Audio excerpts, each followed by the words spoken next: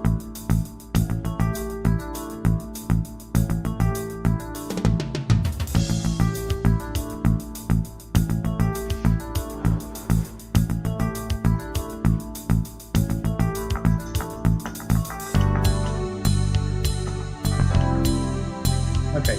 I suppose it's so that I don't have the sound.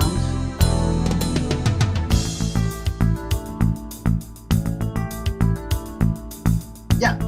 But I don't have the sound from YouTube on top of the.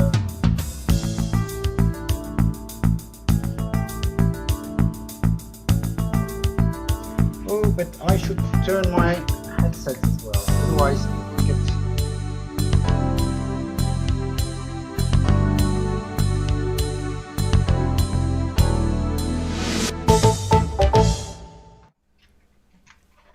Oops, wrong screen.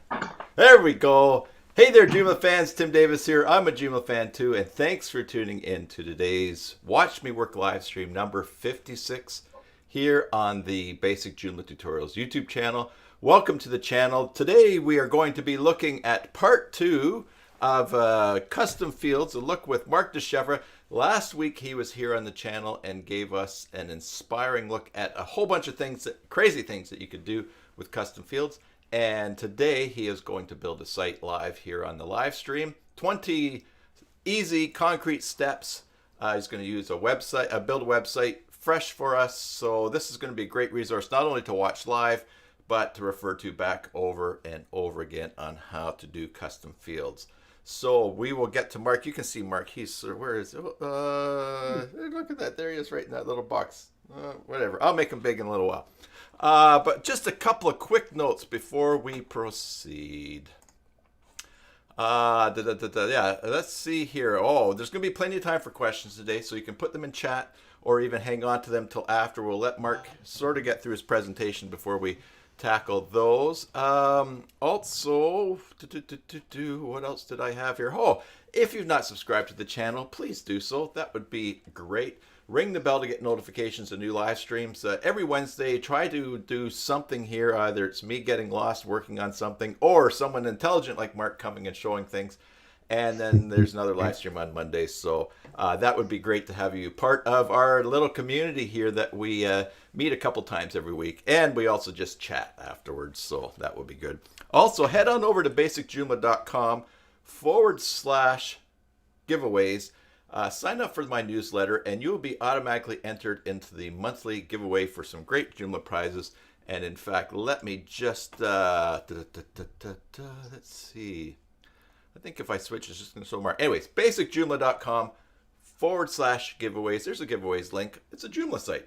I made it myself. So anyways, that would be great. All right, so let's get right to it here. Let me tell you a little bit about Marc here.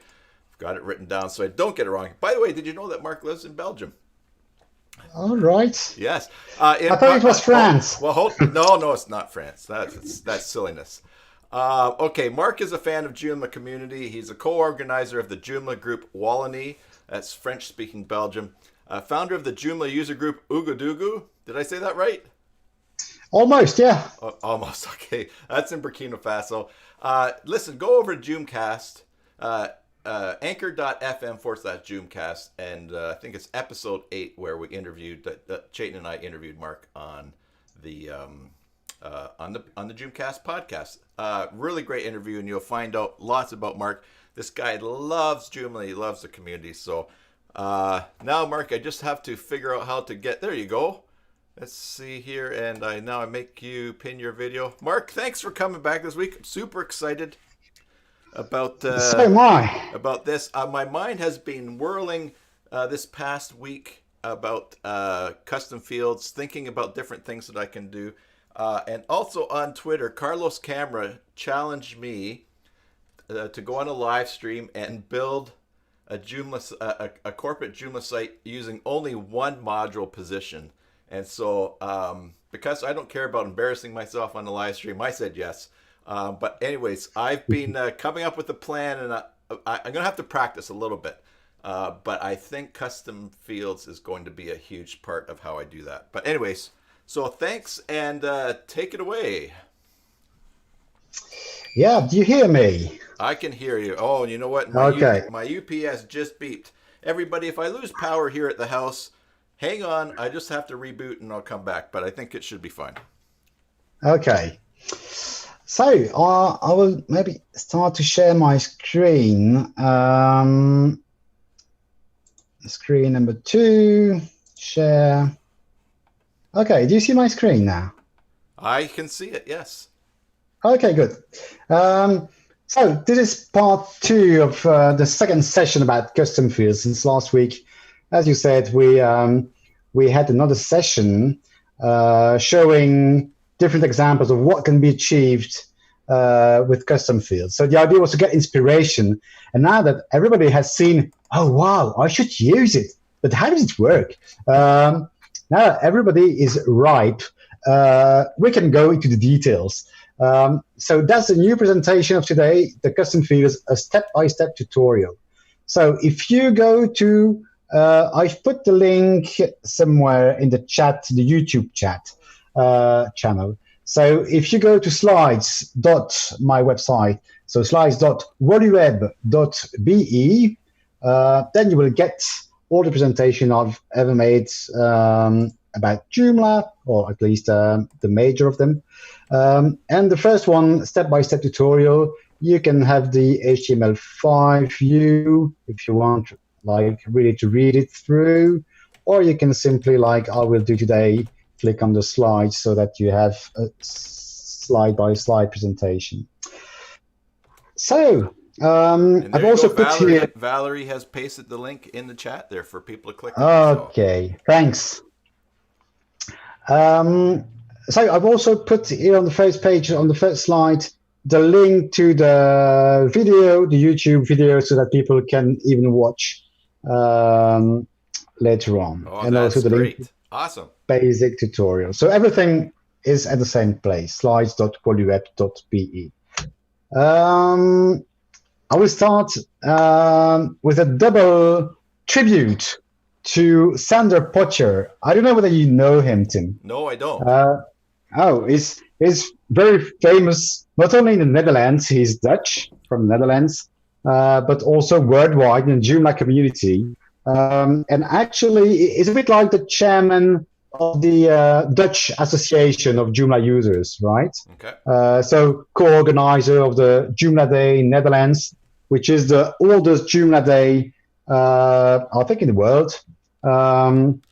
The very first Joomla Day happened in Netherlands, so they have a very active community, very nice people, and a big shout out to him, because actually it's 2 years ago, at the Joomla Day in Netherlands in 2017, that he made a presentation about custom fields, the very first one I attended.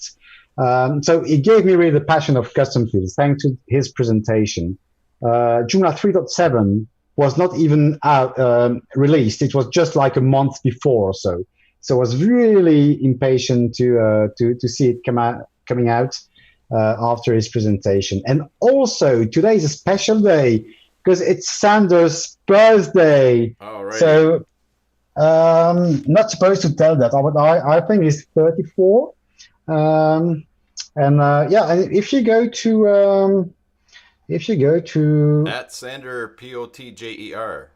Yeah, you can make a little tweet to wish him a happy birthday and to thank him for his involvement. Because if I Joomla, where is that website? Yeah, it's volunteers. Do you know the volunteers portal? Only just a little bit. Yep. So there you have all the volunteers in the world, and if I can make a search somewhere, maybe I guess there, Sander Potjer.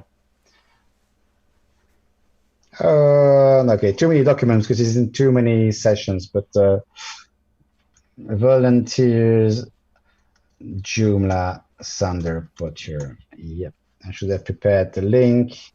Yep. Right, so here he is.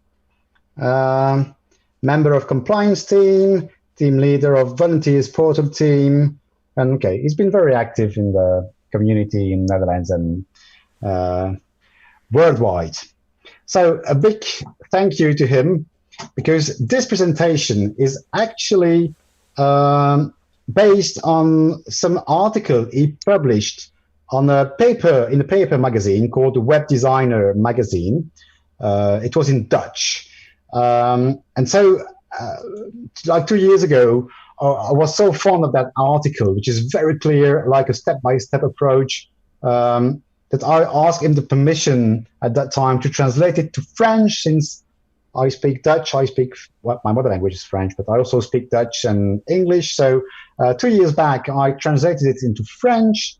I speak English too. Oh, yes. And I hope it's the same for most of the people listening to us today. Otherwise, we will add captions to the video. And so here, for this session, I've translated it into English so that everybody in the world can enjoy the work he has done 2 years back. Yeah, that's the link for the French-speaking version for those listening to us, but coming from the French-speaking community. That will be easier in their mother language. So let's dive into it. That little introduction, I think you know about if you were there last week. So since Joomla 3.7, we have custom fields, which can be added to articles, contacts, users, and to any other component developed properly, meaning that it is compatible with the Joomla basic custom fields. And so we have 16 types of custom fields, like you have text fields, drop-downs, date selection, or you even have a custom field to make your own SQL selection query. So you can really bring anything with the custom fields. And thanks to those custom fields, you can better organize your work, because when people have to enter the information, the data, they can do it in a structured way. And also, when you want to display the information in the front end, you can also display them nicely with a nice layout, saying, oh, I want that field on the left, that field on the right, that field with this layout, with this look. So that's all the magic of the custom fields, as we saw last week. So I won't be longer on that one. So as an administrator, you can easily create and configure those fields. And there are also numerous options to the custom fields, as we will see, so that we can really say whether they will be visible in the front end or not, visible to all users or not, etc. We can also group them, because maybe for some sites, if you only have 2 of them, okay, you won't need that. But for my film festival, well, I don't remember, maybe like 20 or 25 different fields. So then I want to organize them in groups so that there will be a tab when I edit my articles. There will be a tab for each group. And of course, you can also play with the access control list, so ACL, meaning the access rights, so who can see and who can edit each custom field. And you can also play with the language. If you have a multilingual website, you could, like today we will be playing with a recipe website. Okay, for a recipe, you will have to translate some custom fields, obviously, like the ingredients and all those stuff. So yeah, that's all we have to say for the introduction. And the idea is that by the end of this session, with 20 little steps, you need less than 20 to build a website with custom fields, but here we will show like everything you can do with it. So in 20 steps, we'll see how to build this website with recipes. And like you see here, there will be the title, but then a series of custom fields, like the screenshot here is still in French, but for the rest I have made today animated GIFs in English, so it would be maybe easier for everyone. So preparation time, 15 minutes. Type of dish, first course. For number of persons, 1. Okay, these are some custom fields. Then I display a picture, and then I've split my screen in 2. On the left part, I've put one custom field being the ingredients. And on the right-hand side, it is my regular editor, right? My regular content, my regular description. So this will be what we will achieve by the end of this session. So then we'll all go over to your house and eat it. Yeah, why not? I will be pleased. Let's do everything step by step. You have a detailed version here. I will do it live. So first, I go to the website and I will have to create a menu for the recipes and a category. So let's create. I've just now I have an empty website, right? Yep. Here you see the front end. The website is joomla.customfields.org. So maybe I can copy the link also on the channel. Yep. Okay. I put the link on the YouTube channel. Okay. But obviously, as it is now, it is basically empty. So I can close this and I should open my administration.org/administrator. So let's. Password's 1 2 3 4 5 6 7 8. Yeah, that was it almost. So I have an empty website. It is not really empty because it is my basic standard empty website that I do use. So I always start with a website having different extensions, different configurations. So that's why it's already multilingual, because Belgium is such a small country that you have to speak 3 different languages if you want to. And that's a pro tip. You do that. You have a base Joomla install set up the way that you like for all your sites. So you start out with that one. Yeah, it's always my starting point. I don't have to do it like that. Before, I used to have a list of things I had to do. Install my text editor, and don't forget to change this and that configuration to allow iframes or whatever, and install this, and don't forget to change that and that configuration. And I had a long checklist, and then I thought, well, actually, I will build a website having everything I want, and I will keep it up to date. And at least every time I start a new project, I start with that empty website that I've built according to my preferences. So here we have nothing. I have a few categories, and it's a website for recipes. So I will create a category which I will call recipes, right? Recipes. Just an empty category. Okay. And I could even start to create a new menu in English, a new menu item, which will be also recipes, pointing to the articles, a category block view, and which category, the one I've just created. And I will have a blog layout, so I want no article in full width, so 0. And then I will take the first 10 articles into columns, for example, and I'm happy with that. So now if I go to the front end and I refresh, I have a new menu, recipes, and there are no articles, right? So let's just create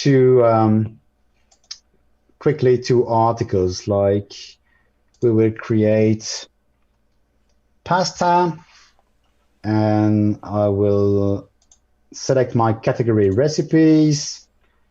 I could also ask, do you want me to add an image? Yeah, maybe it would be better. Unsplash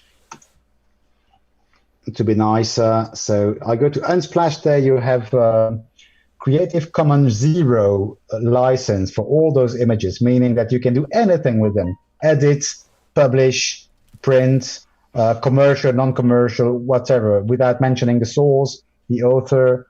You're really free to do what you want. So Unsplash is a very good source for images if you don't want to take risks. These are more like noodles. Let's just take one. Okay. And download. Okay, I download it. And I also do directly the second one, like pizza. I'll just create 2 articles because otherwise I will spend 1 hour populating the website with content, ingredients, pictures, and all that. But it would be nicer with this. So pizza, right? One of my live streams, we looked at Nornext's Quantum Manager, and they actually have. Oh yeah, exactly. They actually have a button in there that will let you download directly to your Joomla site from Unsplash. Exactly, and I love it, the Nornext image manager. So I'll just upload. Oh no, that one. I'm glad that happens to you too. Yeah, I'm not. You're definitely making a website live, because that happens to all of us so many times.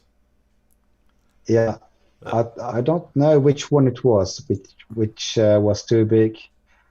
And here I've checked the resize. I use JCE Pro, so I resize it so that on my website it's not too heavy. Right. So I have pizza, and actually it's the pasta which was too big. So never mind. We will find another picture for the pasta.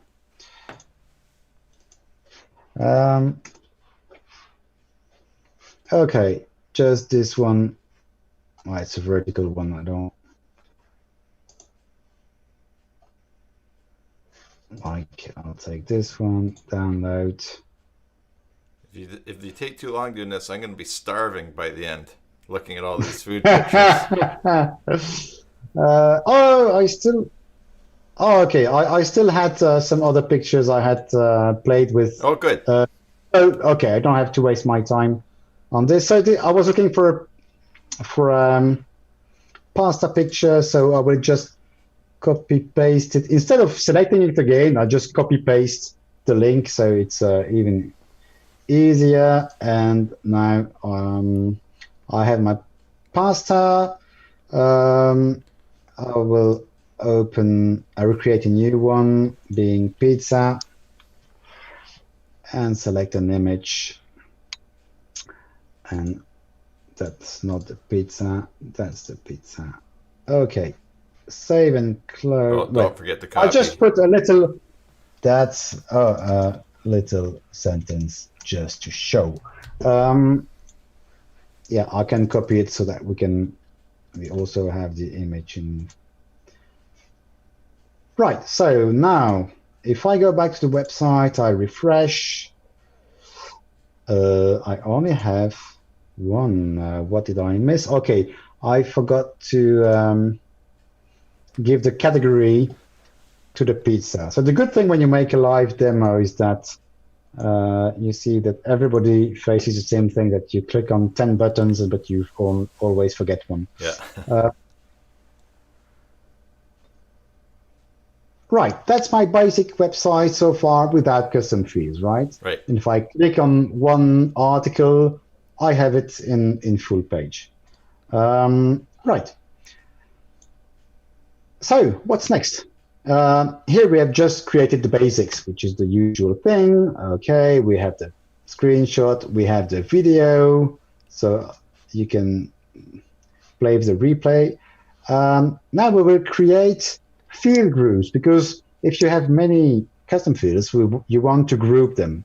So let's go to the backends, because everything regarding the creation of the fields and managing the fields happens in the backend, of course. But when it comes to edit the content, like if I want other people to add new recipes, everything, when you fill everything in, everything can happen from the front end as well. So for my end users, I can set everything up, and afterwards they are autonomous. They can do everything, even from the front end, editing all the custom fields. But the creation and configuration happens only in the backend. So the custom fields, where do I find them?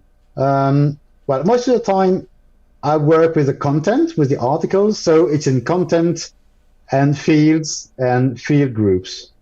But you also have fields and field groups for users, for example, and also for contacts. Okay. But here we concentrate on the content, because most of the time you will be creating fields on the articles. So I was saying we want to create 2 groups.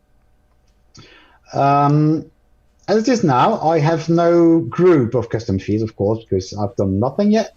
So I will create a first group, which is called recipes.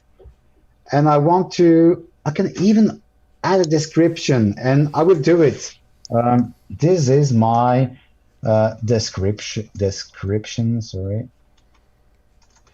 of recipes. Well, type whatever you want, but it's just to show what it will give. I will save a new so that I don't have to close and click on new again. And I will have another group for ingredients. And don't forget to mention whether it is in grams or whatever. Right? Just a hint for the end users. So, save and close. Right. So far, nothing has changed because I've not created a single custom field. So we'll see what we have to do next. So here, that's a video. So we will first create a text field, and just a simple text field. And what will it be? Wait, I don't remember. It's preparation time. Okay. We want to give a preparation time for every recipe. So I was on the field groups section. Now I want to go to the fields section. So because I'm already here in the articles, I have the menu on the left. Sometimes it's hidden, or you can show it. So in this case, I would simply click on fields, and I am on the right screen. If I'm coming from somewhere else, let's say I'm on the home page, I can just go to content fields. It's exactly the same, just 2 ways to get there. So let's create our very first custom field. Aren't you excited, Tim? My heart is palpitating. Okay. Let's give it a name. So it was preparation time, right? Yeah.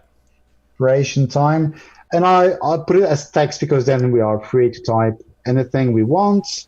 And I won't show more options. I think we just make it very simple.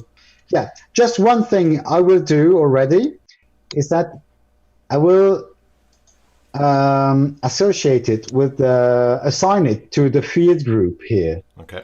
Because I've created 2 groups, so let's enjoy it, right? Yeah. And I will put it in the recipes group. So,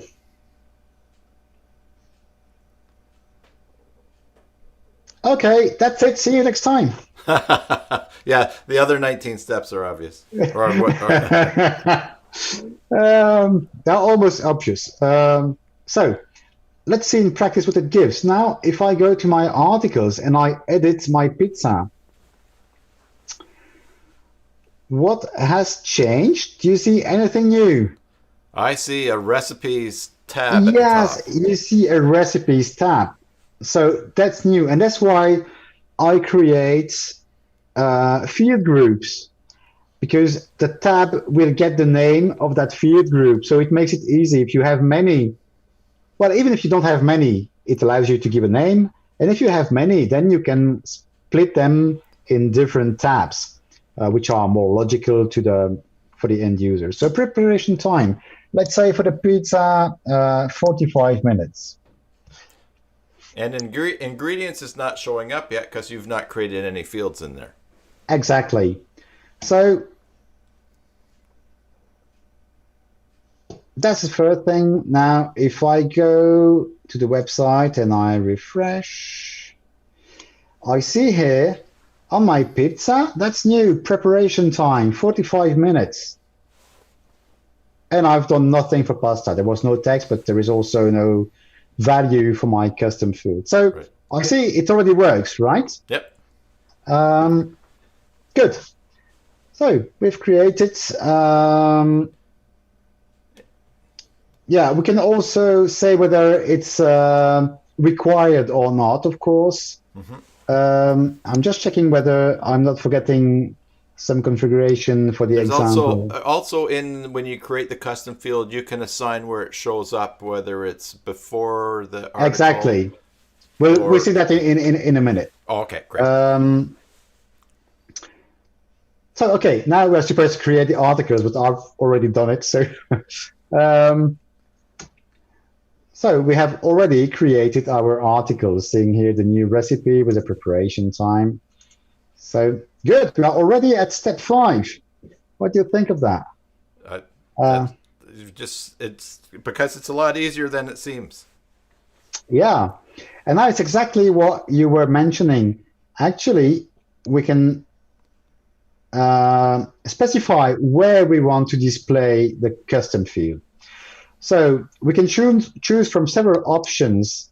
We will see it here in the backend. So let's go back to the or simply on my left hand. So I had preparation time. I could have said that I want it required, right? Mm-hmm. So that means you cannot save the article unless that field is populated with something. Yeah. So for the pasta, let's say for the pasta, I remind everybody, so it's still empty, but now we see the little star there saying required. But let's say I'm just editing my article. Oh, this is my description of my pasta. If I save, it will say, oh, preparation time. Okay, indeed, I've left it empty. So for this one, let's say 10 minutes.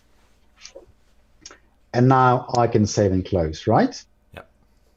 And if I go back to the front end and refresh here, okay, now I have my preparation time for both recipes and the description. So we were saying every field I go back to fields, I can say where I want to show them. So the preparation time, here we had, yeah, I not mentioned.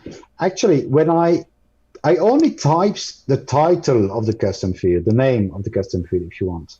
Mm-hmm. And then automatically it copied that into the label because, yeah, presumably I will give for myself the same name for the back end as for the front end. But sometimes you could have like a short name for yourself in the back end because you only want short names, but you want more explicit names in the front end. So that's why the title would be your personal short name for those custom fields, and the label will be what you want to display in the front end, to display or not.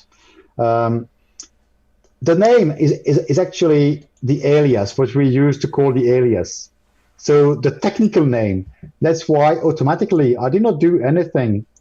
It was auto-generated from the title, just taking the words, replacing the spaces, the spaces by right. So we had different options there, and there are even more options here. I won't explain them all right now, but we will go to what is interesting for us now. It's like automatic display. Joomla offers some content events which are triggered during the content creation process. This is a place to define how the custom fields should be integrated into the content. So what is our choice? Before display, after display, do not display. It may sound stupid now, but you will see that this is great. I use it most of the time. I select do not display.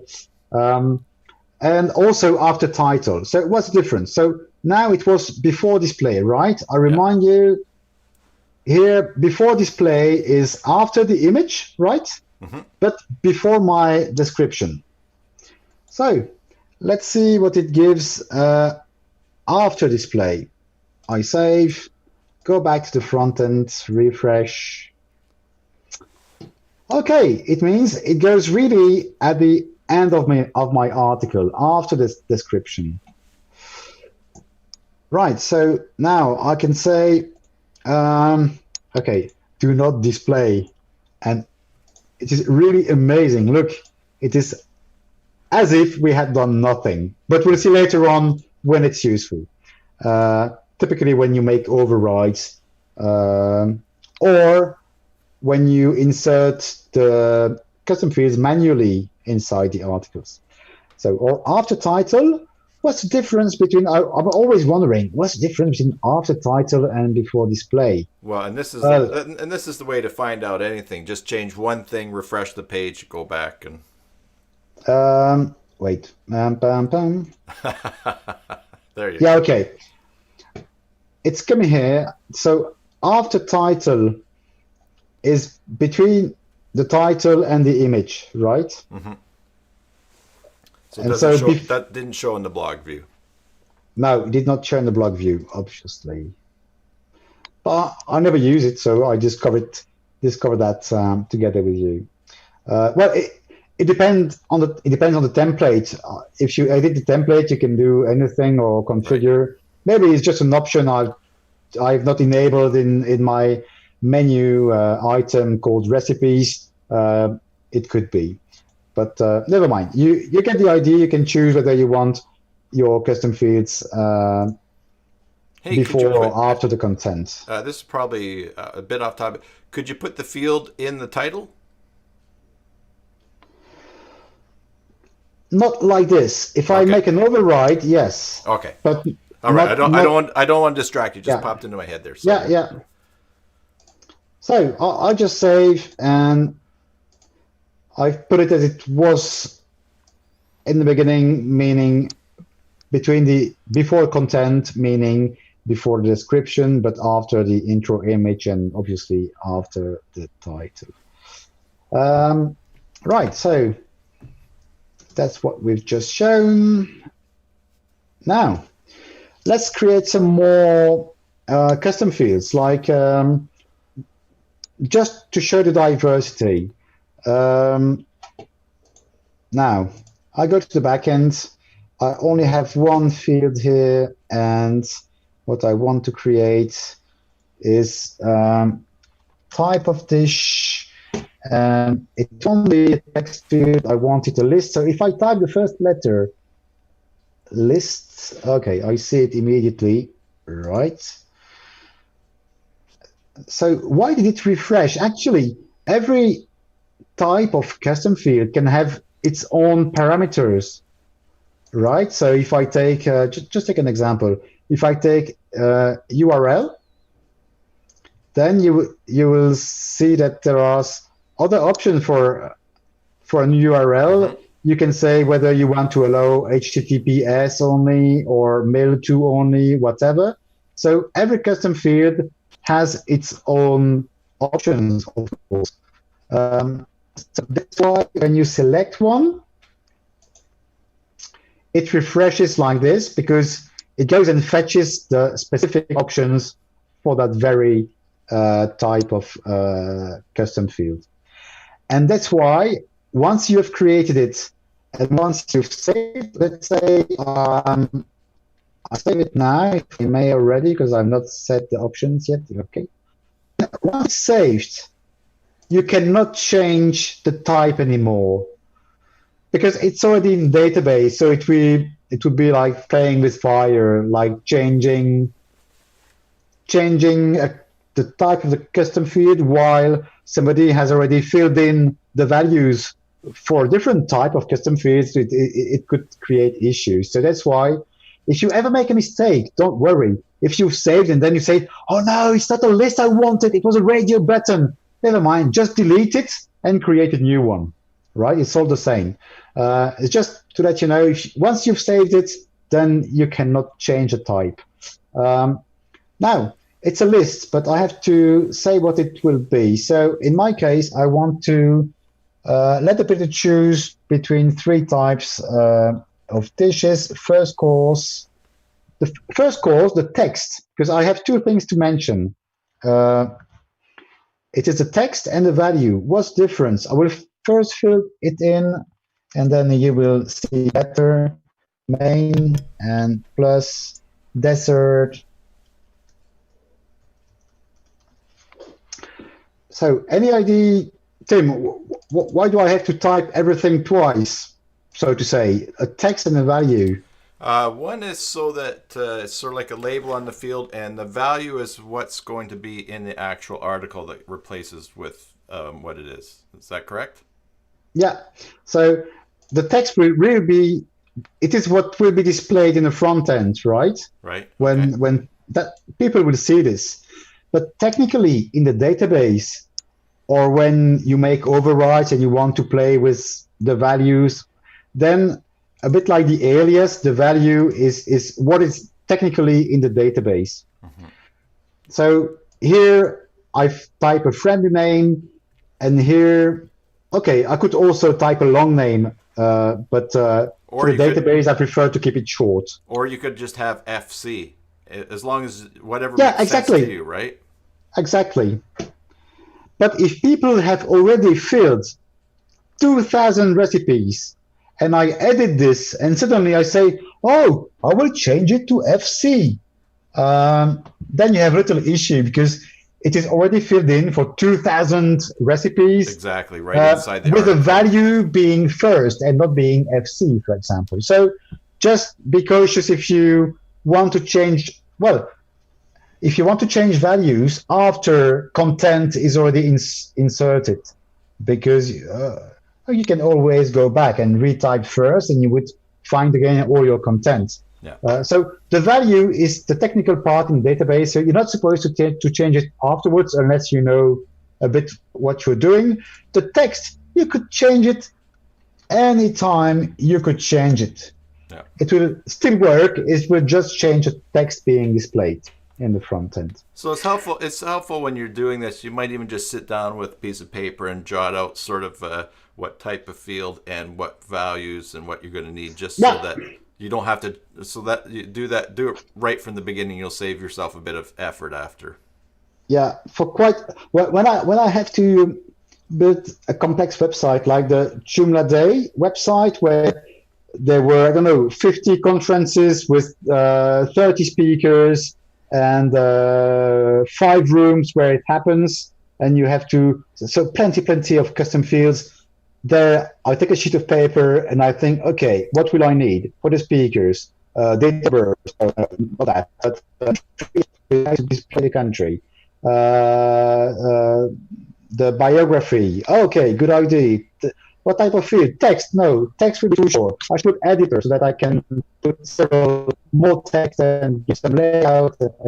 So, when you have to, it's always good to stop for a few minutes and you don't always. Oh no, I delete, I restart. Okay, you're more efficient. Yes. No, your audio broke up there for just a little bit, but I think that we understood what you were saying. No, that's all right. Yeah. It sounded more like a bandwidth thing. Okay, that's it. So the only thing I still have to do, I've done it already for the other custom field. Select the field group. Here I will also choose recipes. I save it.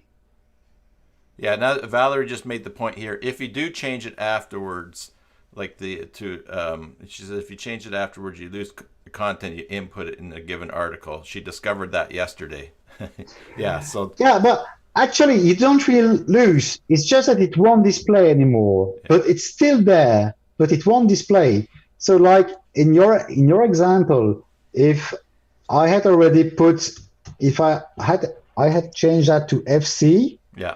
If you just remember what it was before, if you just go and check in the database what it was, all the possible values. Yeah. If the day after you want to correct, and again, you type what your original value was, you will find again everything. Okay. So there is no worry in that sense. The data is not deleted. It's just that you don't display it. You don't see it anymore. So let's close that and let's open an article and see what it gives. So basically, it's not much different from what we had. It's still on the recipes tab. Yeah. Now I have a new field, type of dish, but it's not free text anymore. It's your options. Here are my different options. So it's better when I don't want people to type manually. Sometimes they will type it in capital letters, small letters, double space, single prover, I don't know, whatever, typos. So that's very nice, this kind of field to make a selection. Right, so that's a good thing. Here I will say main course, and just for the sake of it, I will say that the pasta is a first course. Yeah, every time I've not mentioned, but you can also set a default value. Okay. So the next time we will create a custom feed, we will see that. So what does it give now? Okay, good. Now I have two custom fields, preparation time and type of dish. First course, main course. So we will just illustrate because I'm curious to check what I just said. Let's say that by accident, just refer to what, was it Valerie? Or yeah, it was Valerie, yeah. Let's say I change first to FC in the database, the value. And I refresh my website. Indeed, I've lost it for the pasta. Because in the database, it's written first, right? And now we've said FC. Now, let's revert this. And let's say now, again, I correct for this, and I retype what I originally had and refresh. Okay, I've said nothing, it's lost.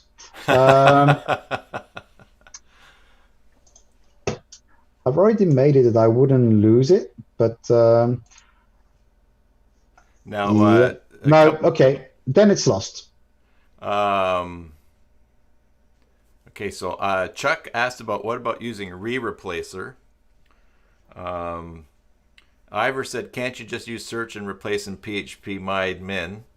Oh yeah, sure. You could always play with that. Sure. Yeah, and that's an advanced thing to.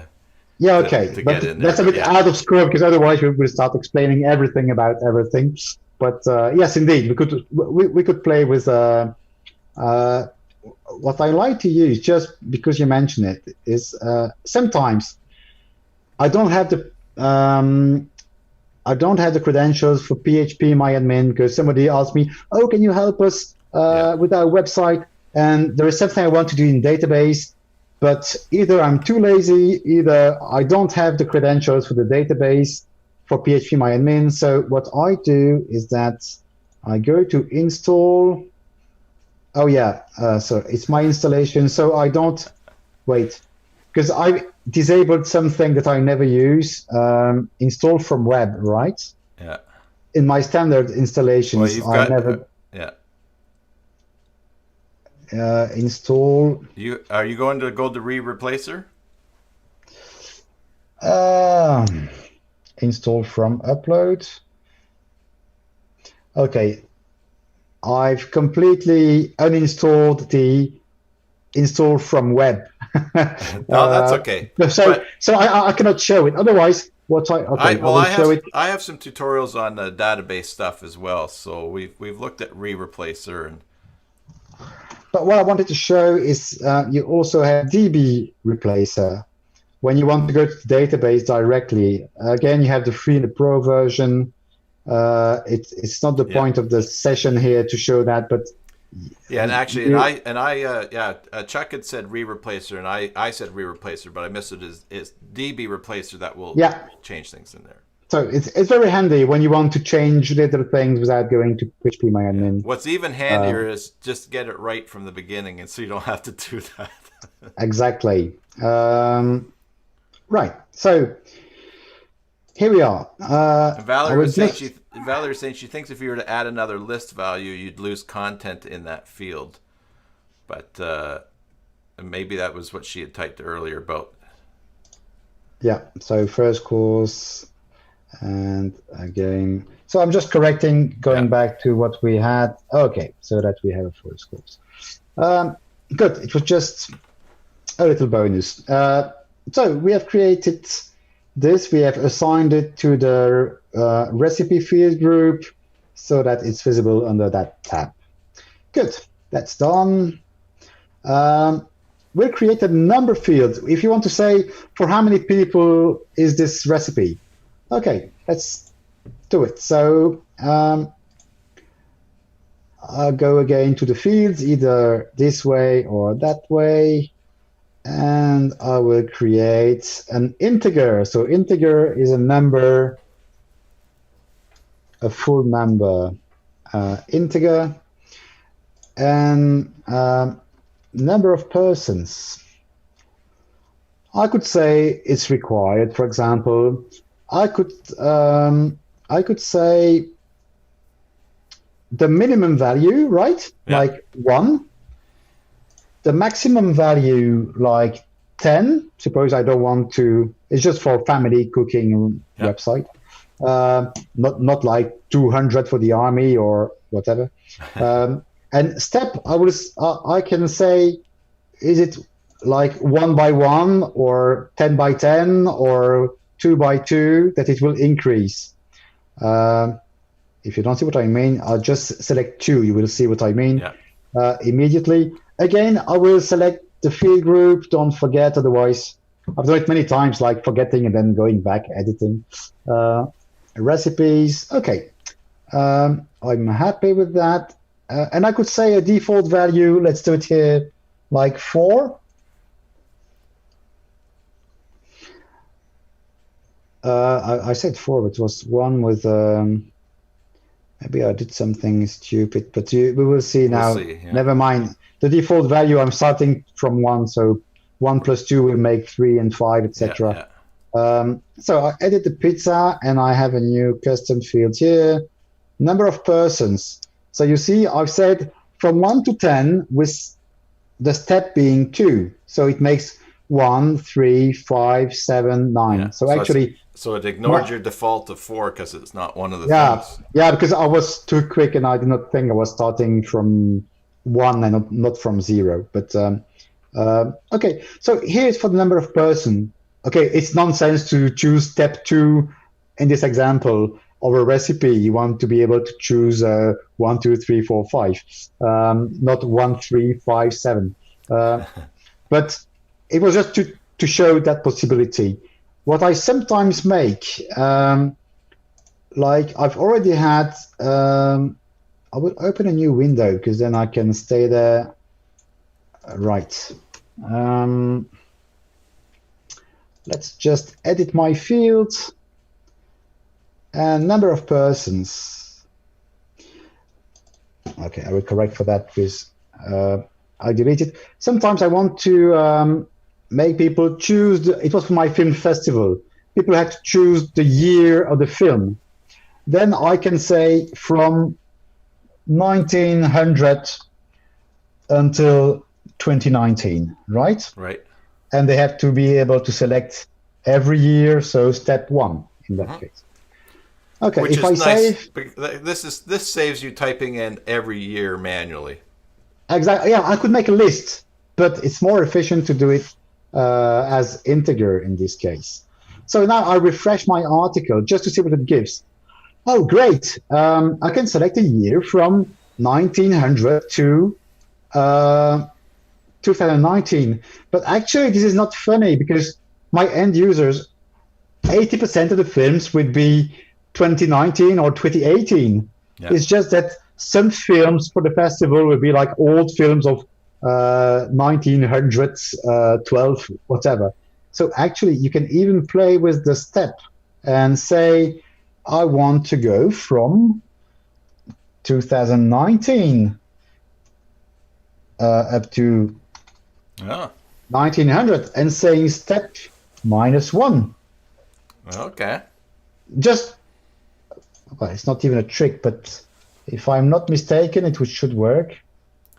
I thought you were going to make the default value 2000 and... Oh yeah, okay. You could also make something like that, but like for my users, the most recent years are the most frequent. So I prefer to start with the recent years, and then if they ever have to choose a very old film like this, okay, they can make it. But at least when they edit the field, they immediately see the recent years. Yeah. Right? So I would just here we're not speaking about years, we were speaking about guests for the meal. So from 1 to 10 persons with a positive step of that's now it. every time you edited this, would this wipe out if what else was selected in previous articles? It won't change what was saved. Okay. But if again I edit this article, then now I cannot choose 2015 anymore. So of course, now when I will save it, it will be only between 1 and 10. So let's say it's a recipe for 4 persons, and let's see what it gives. It's a recipe for 4 persons. Okay, good. Step 7 is finished. Okay, still another type of field. Let's say you want to, I don't know in English, but there is a famous recipe website, Marmiton, where you have plenty of nice recipes. So let's say pizza. Okay, I just want to be able to copy the URL right as a link on my page. So let's go here and we will create a new type of field. Again, this is, okay, I will call it source or more information. Okay, whatever. And I will say this is a URL. In that case, I can say what I do allow, like I would allow HTTPS. Maybe I would have to allow HTTP, maybe some external websites have no SSL certificate. Okay, I can say what I will allow. And what do I want to do? Yeah, I want to select the field group. Again, I will choose recipes, and I'm happy with that. So for my pasta or whatever, was it pasta or pizza? I don't remember. Pizza. So for my pizza, I will edit. And more information, if I type test, I save, is not happy because I've said in the configuration that this URL had to be HTTP or HTTPS. So just typing anything would not work. Or if I type mail to put an email address, it will not work. I really have to type a website. Oh, yeah, that was it. It's a real link. So now if I save it, and I refresh the website, I've lost something. Captain, what have I done? Oh, it's pending. You changed the time. Date. What did happen? Publishing. Yeah, that's weird. Yeah. Okay, never mind. So more information, and I have the link here. I put right. Mm-hmm. So okay, we start to have something decent for our website. If I click on the recipe, then I have it full page with all my custom fields.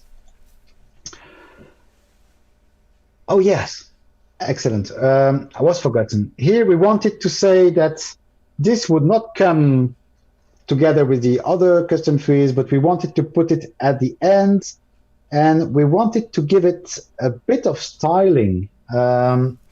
So actually, I had not mentioned that yet, I think. But when you edit the fields, it was more information. Okay, more information is some extra, so it's less important. We will display it at the end.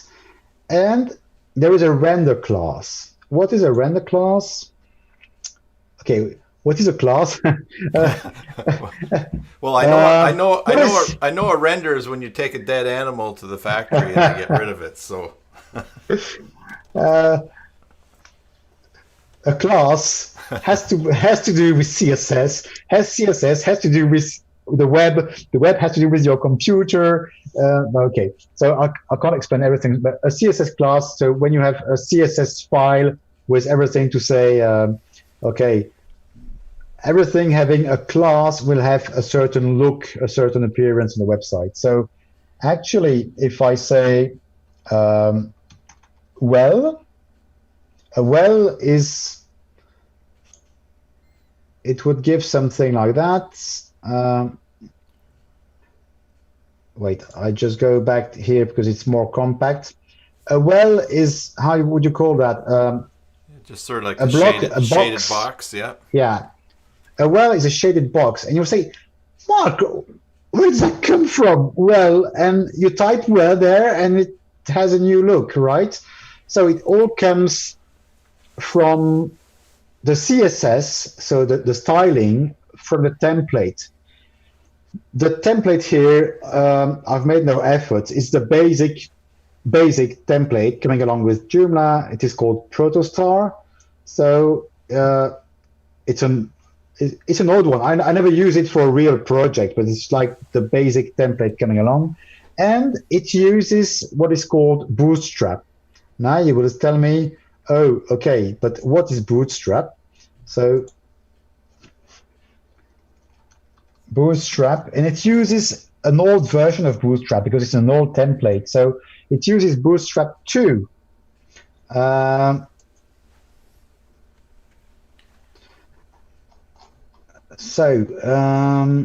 CSS, do I see that?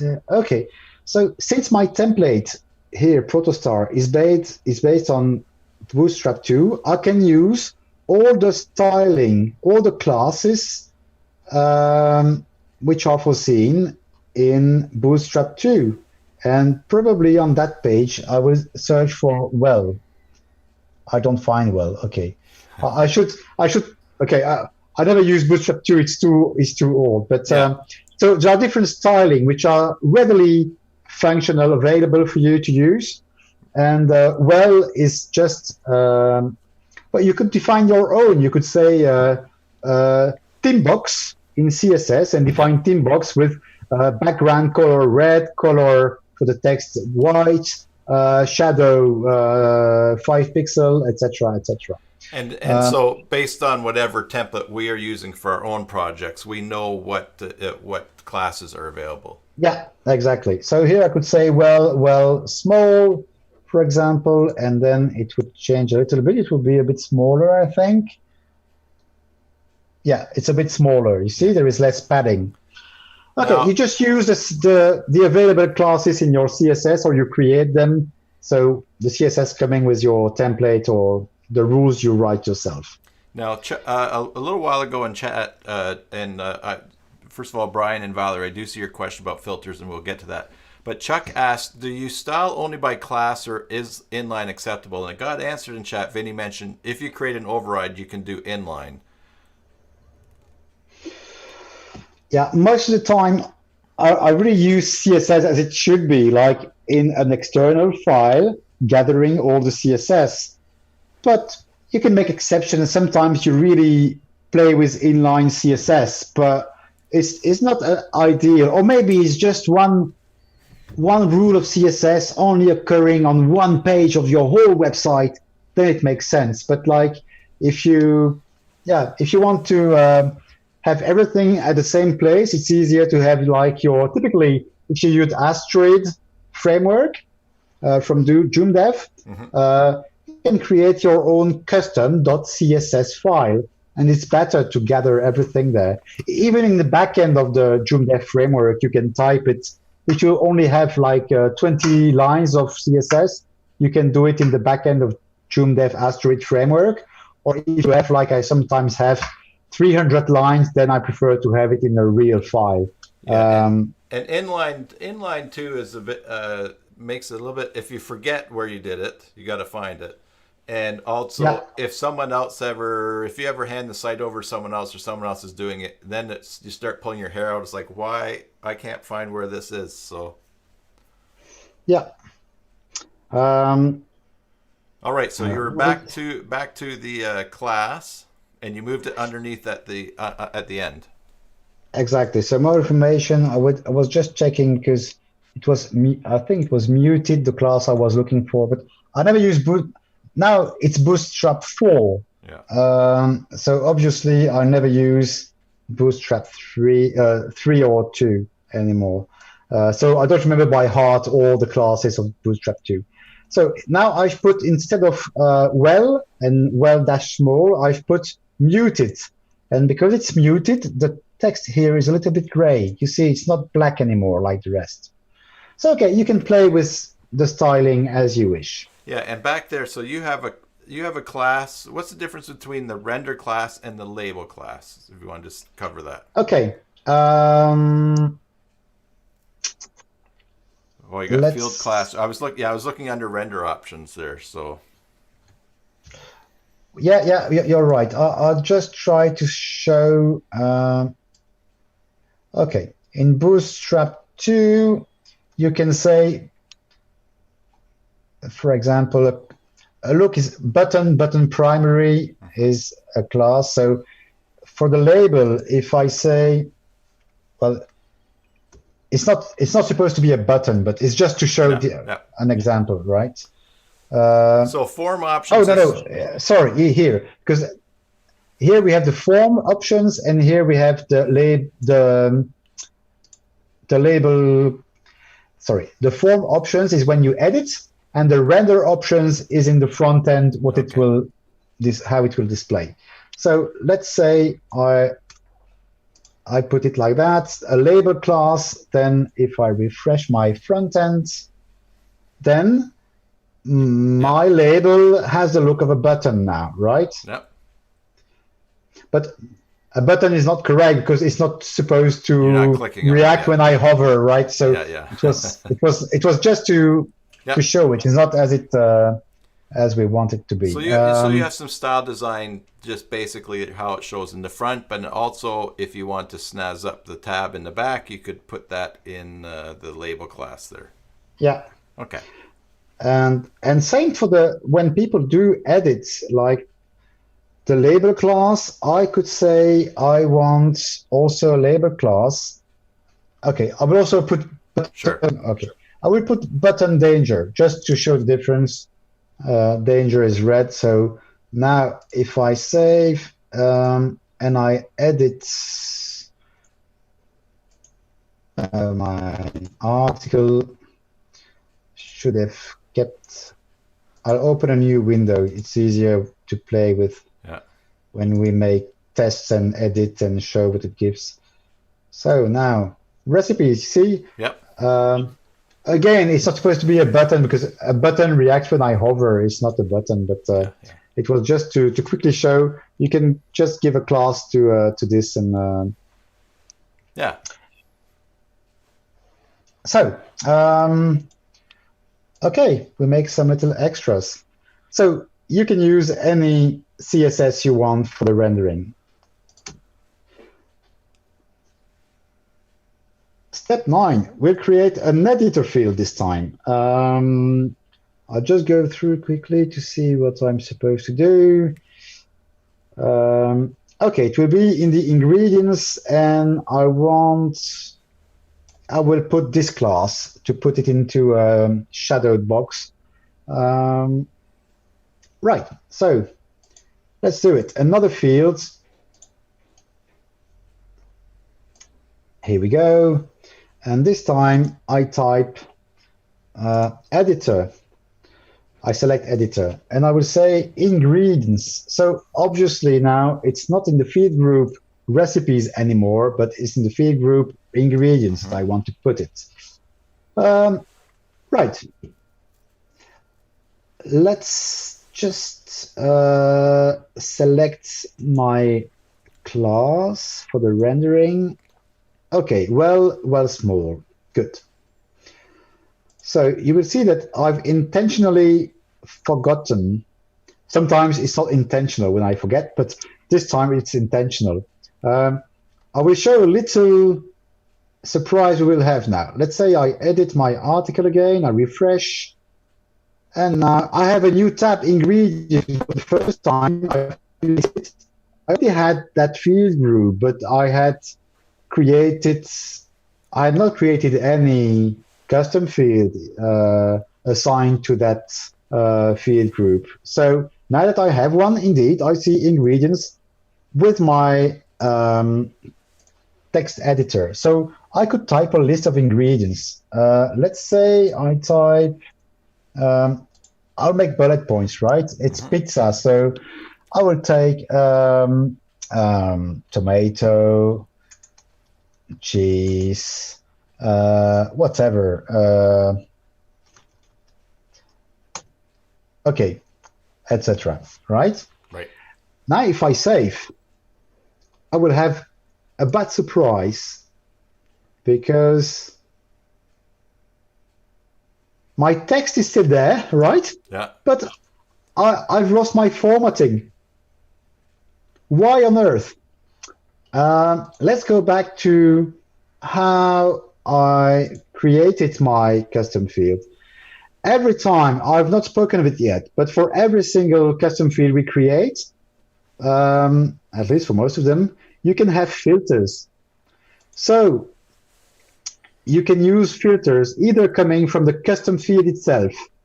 The custom field is a plugin, so we could go into the plugin and say it once and for all, because maybe we create 10 editor fields and we don't want to have to do this manually every time. So I could do it once and for all for each custom field as I wish. But here, every time I get one given custom field, I can specify, I can select the filter. So here it was taking the basic one from the plugin, so I would not lose my text, but I would lose some formatting at least. Yeah. So here, if I just say save HTML, for example, I won't make all options, right? But now again, if I remake my formatting here, I had this. Okay. Now if I save, yeah, I see it's correct. It is saved correctly. And let's go to the front end. Where's my front end? Okay, my pizza has now ingredients, and I've not lost my formatting, right? Nice. Yep. Good. So now there, you maybe are getting to this. Chuck asked, couldn't you use a repeatable list for that? Oh yeah, okay. The repeatable fields have come later. Okay, yeah, that's what Vinny thought in chat there. You were just working your way through it. Yeah, but you could typically, that's a nice example where we could use repeatable fields. But for the rendering, it depends. Here I have even more flexibility because it's an editor. So I could write a command like after the buttons, don't forget, blah, blah, and have also look at this video and put a link. So, okay, I have more flexibility. Yeah. If it is, but indeed, he's right. If it were only bullet points, I could use repeatable fields. And then maybe I would like to customize to have real bullet points. I don't know how it will appear. Maybe it will be separated by commas, right? Yeah. I don't know in advance what it would give. So we could check. And the filtering is nice because if you have someone that's entering information and they start thinking, I think tomato should be red and cheese should be yellow and pasta should be whatever, and it's like you just strip that stuff out. And with JCE, of course, you can also take away their buttons. Yeah. So now I can. So that was it for step 9. So quote. I'll let you that one. Let's say you want to add some quote. Wait, show label to high. Okay. So let's create another field. Let's say it will be just a simple quote, just one line of text. So text is enough. And I say quote, and I will assign it to the recipes field group. Okay, I could say whatever filter I need. You see, in the filter, like in this case, I can even say, no, it has to be an integer or a float or alphanumeric. Or so according to the type of field you have, you can have more or less options. Okay. So here, let's say I want it to be a text with no formatting, for example. Maximal length, maybe I don't want people to write a book. Just it's supposed to be a quote, not a book. So I would say 200 characters, let's say, whatever. A default value. I just love that one. Okay. What else did I want to make? Yeah, let's just say that I won't show the label quote. I don't want to show quote before my real quotes. I don't want to show the label. So I will just say label don't show. Okay. And do you allow me? I will say do not automatically display this time. Now you will think, Mark, why on earth don't you want to display it? Because now for my, let's make the pizza. The pizza is more advanced now. Yes, Mark, what have you done? Did you fall and bang your head? So, my quote. You see, now I don't even have to type it. If I'm lazy, I just save, and my default value was already there, right? Yeah. Or I can customize it and say I hate it, right? Yeah. Okay, I save it, and would you really be surprised when I refresh the front end that you don't see it? I'm not surprised because you made it not automatic. Yeah, I said not display, do not automatically display. So of course it will not display. Then you will think, Mark, what's the point? Actually, the good thing about custom fields is that you can easily insert them anywhere in your text. So actually, some blah blah and more until the end, right? Suppose I have a long text and I say, oh, here I want to insert my quote, right, in the middle of my explanation. Okay, fine. Here I'm using JCE as an editor, but you can use the native one. It's no problem. In any case, you have this nice little button field, which is available. Okay. Have you already seen it before? I have.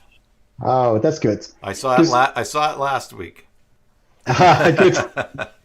But actually, when you use Joomla every day, and sometimes you go through every screen, you see, gosh, I had never seen that option. Yeah. Just because maybe it was there, it has been there for a long time, or maybe it was just added like 12 months ago. But most of the time, you don't always see new things. So sometimes it's good to be curious and to go I've already done that when I made the certification, the Joomla certification. I went through every screen, and even without reading a book or whatever, but I learned so much by doing that, saying, oh, there's an option for that. Oh, and an option for this. It's crazy. So even if you're alone and even if you're not a newbie, just going through every screen and being curious, you can learn a lot. So here you have a custom field button. If I click on it, I have a pop-up and I see all my available fields, right? Yeah. And I can just click on the last one I created, which is called quote. I click on it, and okay, it will translate it into a little shortcode, right? Between curly brackets, it will say field number 6. Why number 6? Well, actually, if you have a bit of logic, you will see that just like for articles, for menu items, for anything in a CMS, in Joomla, but basically in any CMS, every item, okay, has a nice name for the humans, but technically it has an ID because it's a unique identifier and it's technically more efficient. So actually it says field 6 between curly brackets because quote is my custom field number 6, right? Yeah. So now if I save my article, where is it? Here. And if I go to the front end and I refresh, I will see in the middle of my personal text, right, that custom field appearing.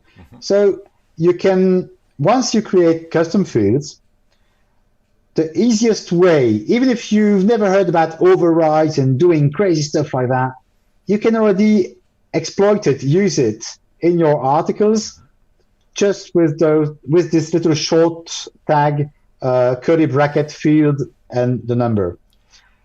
And you can you, if you format that tag in the editor, will the formatting hold in the front? It's exactly what I was going to show. So let's say it's a block quote, right? Okay, in the back end, I see the layout, the format is a bit different. So let's refresh this and yes, I see. You see, there is a little colored border on the left, and a padding, and the text has a different typo, different letterface. How do you call that? A font. Font, yeah, exactly. Too easy. A different font. And hey man, different size. You've been talking for an hour and 20 minutes. I know how that goes. Don't worry. Okay, yeah, that's it. So, okay, it gets the layout defined by block quote. Now I could customize it and have something more funny even. Or you were asking, I can also say something more easy. It's red. And unless the block quote would be stronger than that. Yeah, right. See? Yep. So I can even customize it. It works. Excellent. And that's really nice because you mentioned you're going to look at a layout and stuff, but you don't have to be able to do layouts to start putting fields and things in your articles. And another little halfway thing that you can do is you can use Regular Labs content templater, and you can actually set up a template basic. We won't look at that today, but you can actually set up just a basic template for an article and always have field 6 in there and everything, and just fill in the rest. So exactly, that's an easy way to do it. Yeah. Exactly. And here I've used that button. Just one more thing. I used the button to select my field. It's very nice because I have an interface, so I can add one field or even a field group if I click on it. But of course, if afterwards you say, oh no, it was not field 6, it was field 5, you don't have to restart from scratch. You can, of course, type it manually in your article. It would work. So I don't remember what field 5 was, but okay, it was the ingredients, right? Yeah. in my case. So I will put 6 because it was supposed to be 6. Right. Okay, so there we are. So we have loaded the field in the article. That's done. Now, you would say, Mark, I'm a bit annoyed because when I edit here, or even when I display in the front end, you've put preparation time first, but before knowing that, people want to know, is it a dessert or a first course or main course, before knowing how much time it takes. The order is not what I want. Okay, no problem. You just go to the fields, and just like you do with menu items, with articles, with categories, with anything in Joomla, you can just drag and drop. So type of dish, I take it, I move it there, drag and drop, I release it, and I can change anything and say, I don't know, maybe number of person will come second. Okay, so type of dish, number of person, preparation time. Now, if I refresh my front end, what have I done? Wait. Type of dish. No, okay. It has not taken it. Sorry. So type of dish, number of person, preparation time. And if I refresh it, type of dish, number of person, preparation time. So it will change the order for the front end, but also, of course, in the back end. If I, oh, the pizza was there, sorry. So now if I go to the recipes, I have type of dish, number of person, preparation time. Okay. So it's coherent. So I can group them on different tabs, and within each tab, I can play with the order just to make it appear as I wish. And changing that order might affect how it shows in the front end. Yeah. Now, you would say, hey, Mark, look, I wanted to edit on the website. There is a, wait, where is my front end here? There's a welcome article, right? Yeah. But if I go here and no, it was there, sorry.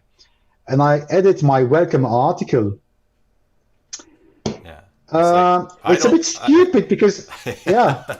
I don't need recipes and ingredients on my Christmas greetings. Exactly. So it's a nonsense to show it there.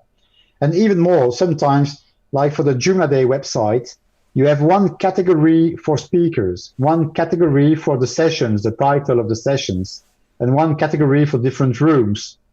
So actually, you need custom fields for the speakers, like country, biography, the link to their website. You have other custom fields for the sessions, like a summary of the session, a video for the session, to YouTube, etc. And same for the room, where you will have which floor, how many persons can it take, etc.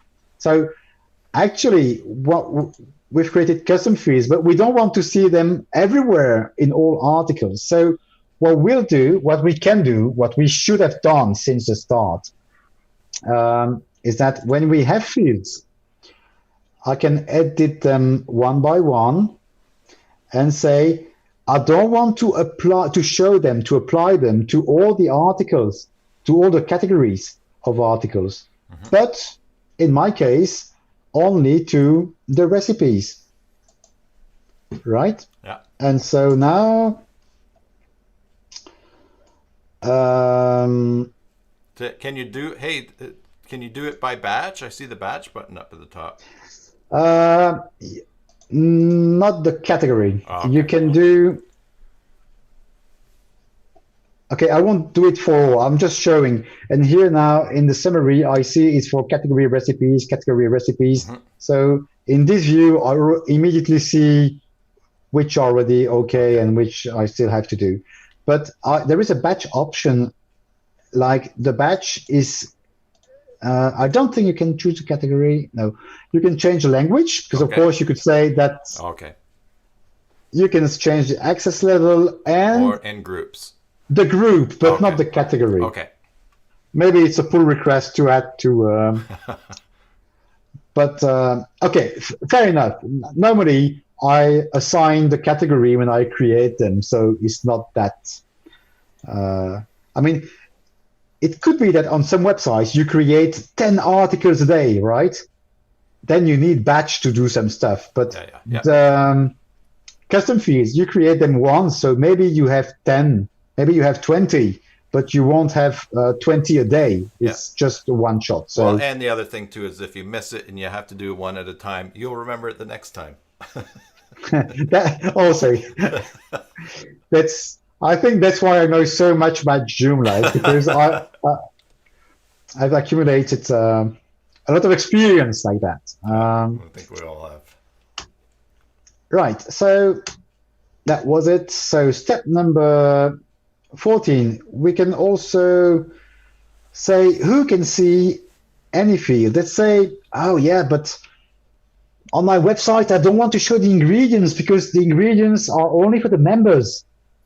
So that anybody can see the recipe, can be, oh yes, that's a great website, it's great recipes. I want to be a member. I want to pay 20 euros, $20 to be a member of that website or whatever. So you can, of course, you can play with that. And let's say we set ingredients on registered. Now, let's do it. Ingredients, we will say ingredients, it's not public anymore. It is registered, only for registered users. So they have to be logged in. Now, what will it give my... yeah, so now the ingredients are not there anymore, right? I can't see them anymore. Actually, if I would log in, sorry, I never published that module, so the login module, well, I never published it. I published it with after it, but not with a poster. I have to change the position. It's okay. And now I go back to the front end. So on my website now, I see everything except the ingredients. If I log in, if a member logs in, then the ingredients will appear. Yeah, that's great. Then actually, what I should do to have something really nice here is that I should. It would make sense to create.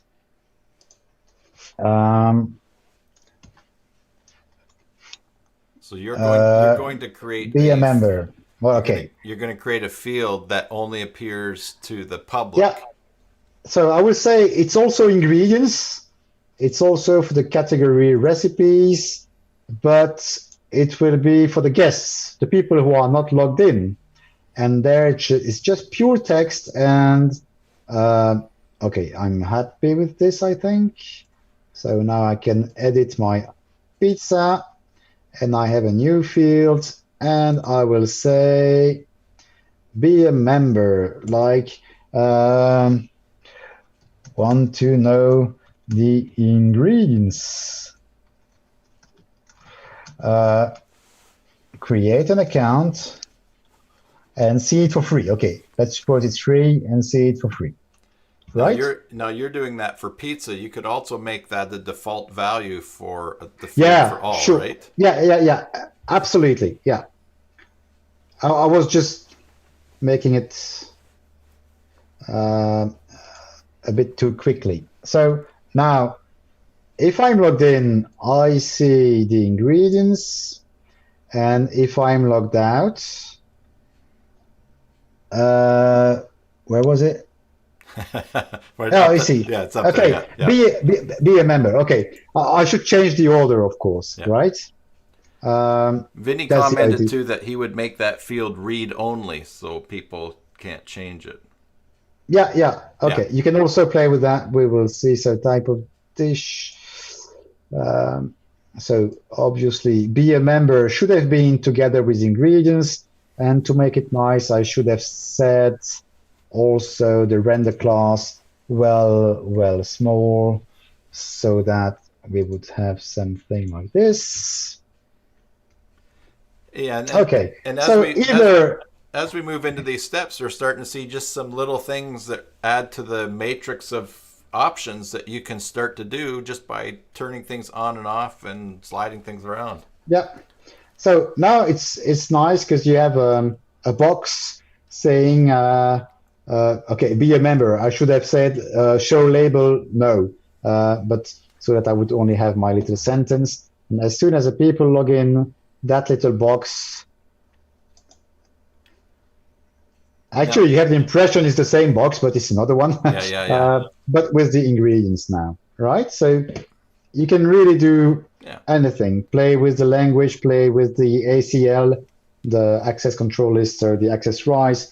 Who can edit? Who can? But that will be the next step, I think. And if you wanted to have become a member and have that a hot link, you could use an editor, make an editor field, and put in the actual HTML. And then that would people could click in there and go somewhere. Yeah. Cool. So here we have it. Also, the rights for editing. It's exactly what you were mentioning, right? Mm-hmm. Or what somebody was mentioning on the chat. Vinny, about making it read only. Exactly, because as it is now, maybe I'm a super user, so I can do anything. But then I open my website, and my end users start to edit. And as I was saying, most of the time they edit from the front end, right? Mm-hmm. But actually, if I edit like any of those, like type of dish, just like anything in Joomla, you have permissions. So as a super user, I have all the rights on that custom field, including editing the value, right? And sometimes, most of the time, I forget that some of my users are not super users and only administrators or managers or publishers. So you can see that even an administrator may not edit the custom field value. So for every field, according to the rights of your users and who you want to allow to edit, then you can say, okay, all my publishers may edit the custom field value, but not the author, right? So I can play with the permissions like we do anywhere in Joomla and say who can edit the value of the custom fields. But that can be tricky because sometimes some people log in and say, "Hey, I cannot edit," and I've come across this problem several times, and every time I forget to change that because by default, it's only the super user who has the right to edit. Yeah. So don't forget to change this if other users are also using editing the website, the content. Okay. Right. That was 16. Gosh. Creating. 16 was going fast, but now we're going to slow down again. No. So now. So before you get into this, so just to recap up to this point, you've already shown how everybody, even beginners to custom fields like myself, can start using it right away. You don't have to do a template override on your very first try. Exactly.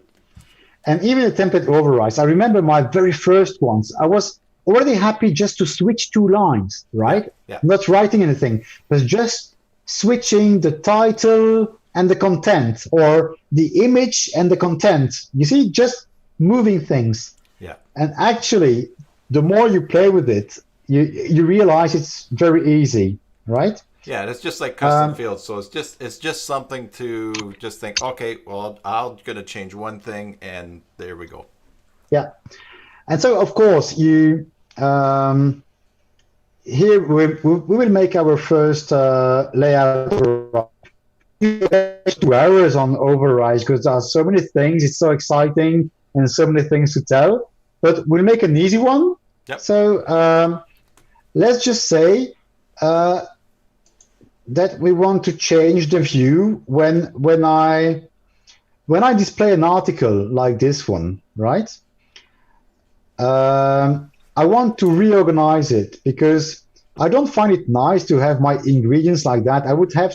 I would like to have them on a block like this, but on the left of my article and the text on the right. So a little column. So first the picture, and afterwards. Oh yeah, I have not deleted my previous one. Wait, do you have a second? Because I had played with it just before the session, and so no, that's fine. No.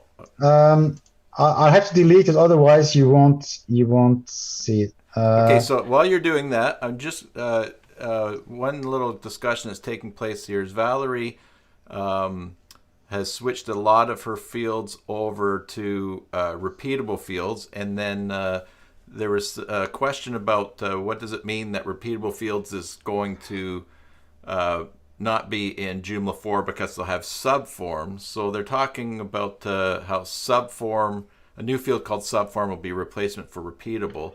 I would think, Valerie, even and so Valerie asked, will future Joomla versions still recognize repeatable? I would guess that with repeatable fields existing in 3, they're going to have some way to just convert or have that move up into 4, so you don't have to go back and recreate everything. Yeah, so I have not checked that. I'm very excited about that new repeatable field called indeed subforms, because actually this repeatable field, you can only use it like for basic fields like text, integer, and I don't remember which ones, but let's say text and integers, right? Yeah. So it's already nice. Like for ingredients, it would play the trick. But let's say you have, because here we have 16 native custom fields, but let's say you have, well, basic Joomla, you make plenty of videos, right? So you could say on an article, I want to be a custom field, YouTube, a YouTube custom field. Okay, we can find one out there. You just install it. It's a custom field is just a little plugin, so it's not a heavy, big stuff. It's a little tiny plugin. So you can just add that YouTube custom field, and you're happy. You can add YouTube videos to your articles. But then you would like to say, yes, but sometimes I want to add 1, but sometimes 2, or sometimes even 10 to one article. And you don't want to create 10 times YouTube 1, YouTube 2, YouTube 3, YouTube until YouTube 10. No. So the good thing about that subform, the future repeatable custom field coming with Joomla 4 is that it will allow you to select not only the basic ones like text and integer, but any custom field, even one of your owns, like YouTube or whatever. Mm-hmm. So it will be really flexible. But given the fact this comes, I don't know what will happen with the old traditional present repeatable field. I don't know whether it will stay for backward compatibility or whether it will be dropped because now you have something much more powerful. But then it's a bit annoying for the people who have used it. I don't know how it will be managed. I'm going to bet that someone will come out with something that will just convert your old ones, or something. But we will see.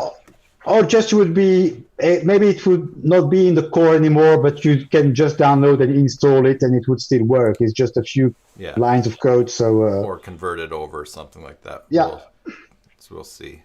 We'll see. And if it doesn't, Valerie can just give you a login to her site and you'll manually move them over for her. Yeah, I have a narrowly rate. Good. Alrighty. So the template override. Seriously, yeah, template override. So actually, it's very easy because you can do it directly from the backend. Did you know that? Yes. Sometimes when you get used to it, you start to do it directly with your FTP and copy paste files or whatever. But to start with, the backend is really great because you just follow the path. So if you go to extensions, templates, well, 99% of the time, you used to go to styles, right? And you see this. That's where you select, you see your different templates and you can assign them to the whole site or to some pages, etc.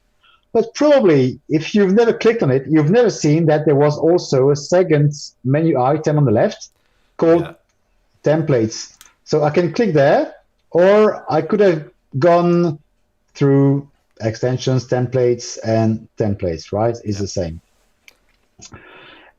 And what's the point of this? Here you can edit any file of your template, any PHP file or CSS file of your template. So let's do it. Okay, here I can see anything. So let's take an example like the offline page. When my website is offline, okay, there is a file to say what it will display. Okay, so I can browse all my template files to change the style or change anything in the template. And there is a nice tab there. So I don't have to understand this. I'm just saying for the introduction, but there is a tab, create overrides. And so it's very easy because you can, in one click, create an override for anything. An override because you want to customize something in display of views or of some components or of some plugins or of some layouts. So I won't tell everything because I was saying you could make about that. But in our case, what I want to do is just to change the layout of an article, right? Okay. So how can I do that?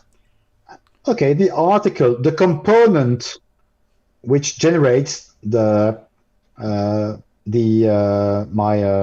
articles page, the component is called content, right? Right. Maybe you've come across that word. So if I click on content, I can say what I want to override. Is it the simple article view, or the view for the featured articles, or the view for the category view, like when you say blog view, right? This kind of stuff. So in my case, and one of the things that helped me understand content is, we're used to installing extensions, and they install com_calendar or com_something. Yeah. But content is actually an extension. It's just a core extension, and it's what manages the content, like a calendar one would handle that. Yeah. Yeah, it's a core component, exactly. So here in my case, I want to change the view, the way an article displays. So I just click on content and I click on article. And hopefully, I've got the information. The override was created and it says where, right? Mm-hmm. So in case you would not know how it works, just copy paste this so that you can find it back or remember and learn. So actually, it's just the folder templates, the subfolder protostar, because I'm working on protostar now, HTML, because all the overrides are to be put in the HTML subfolder, content, and article. So it's quite logical, right, the way it organizes. So with this, you can override any view of Joomla, of your template. So now, how can I edit this? Well, I go back to my previous, so HTML content article, right? I go back to my editor and I go to the folder HTML, content, article, and I see here default, right? Right. So now if I click on it, I see the code. I don't have to understand everything, right? For the first time, you absolutely don't need that. Um, just to show what it does, like I will go somewhere. Um, this little line here, it's in my case, it's the line 110, right? Yep. It says, okay, PHP, because the language is PHP. So fine. Echo. Echo means I want to display, and then it says this. What is, well, it's $this. It's a variable. So this, in this context, means this article, right? We are busy with displaying one article. So this means article. Or, okay. This item means this article. Sorry. So it's better formulated. Yep. And then what do I want to show? I want to show the text of this article, right? So this just says, please display for this article the text, right? Mm-hmm. And if here I would just be bold enough and type, hi, Tim, I am making a board test live, right? Yep. I just click on save. I will go back to the website and hopefully, no. Yeah, okay. There you go. Here, hi Tim, I am making a bold test live.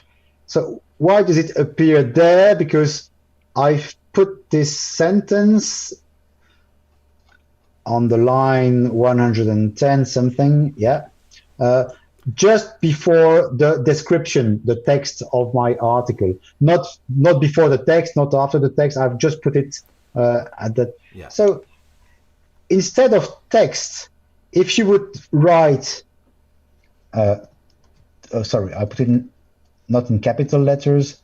If I type no mistake, if I would change the code, because here I had typed, what I had typed was just plain text, right? Mm-hmm. Not even HTML. Okay, I could have said I will write HTML. I would say H2 hi Tim and /H2. So here on top of my pure text, I've added a bit of HTML. But you know this, right? Don't forget to close that. Yeah, thank you. Yes. Now I've changed this, and I've changed here, instead of displaying the text, I've asked for the title, right? Yeah. Let's just see what it gives. Now I go back to the front end, I refresh, and now actually here my plain text has become a title. Okay, if I go to the inspector, I will see it's an H2. So indeed, yeah. And to get the inspector, and to get to the inspector there in Chrome, you hit F12. Yeah, or you write in any browser, you right-click and you click on inspect, and it's quite universal. And here I was supposed to find my description, the editor of my article, right? Yeah. But I have changed it, and now it displays the title. So actually, you're a coder now, right, Tim? Oh yes. Look, I changed back. So this item means this article, right? Mm-hmm. And if I change back title to text, oh no, you know what? Author, I will try it. I don't know all of them by heart, right? If I type author, let's see what it gives. Yeah. It's me, Wally Webb. So now you know a bit of coding, right? I will. You know the logic at least, so it's not mysterious. No, and so what anyone needs to do is so for instance, if they don't want the date field showing, or they want the date field at the very last thing, look for the code that looks like it's probably date, copy Yeah. it or cut it, move it to wherever you want, delete it, and then you're on the road to making your custom layouts the way that you want. Yeah. So here I've put again item text. I will say the item because it's funny. Yeah. So if I save again, now it's fine. I see my content. Okay, that's my real content of the article. Fine. Let's go here and see what I proposed. Oh, sorry, I've broken image here. So we've just seen that line, right? Right. It is the line saying here, please show the content of my article. And we will change it we will keep that line. We still want to show the content, right? Yep. But we will just add, it's not even coding, it's just basic HTML like you would do when you make a table in your editor, or it's not a table. It's a bit like a table, but made with divs. And using Bootstrap 2, you can say which width each column will have, each div will have. So now you use divs instead of a table because they're mobile friendly. yeah, exactly.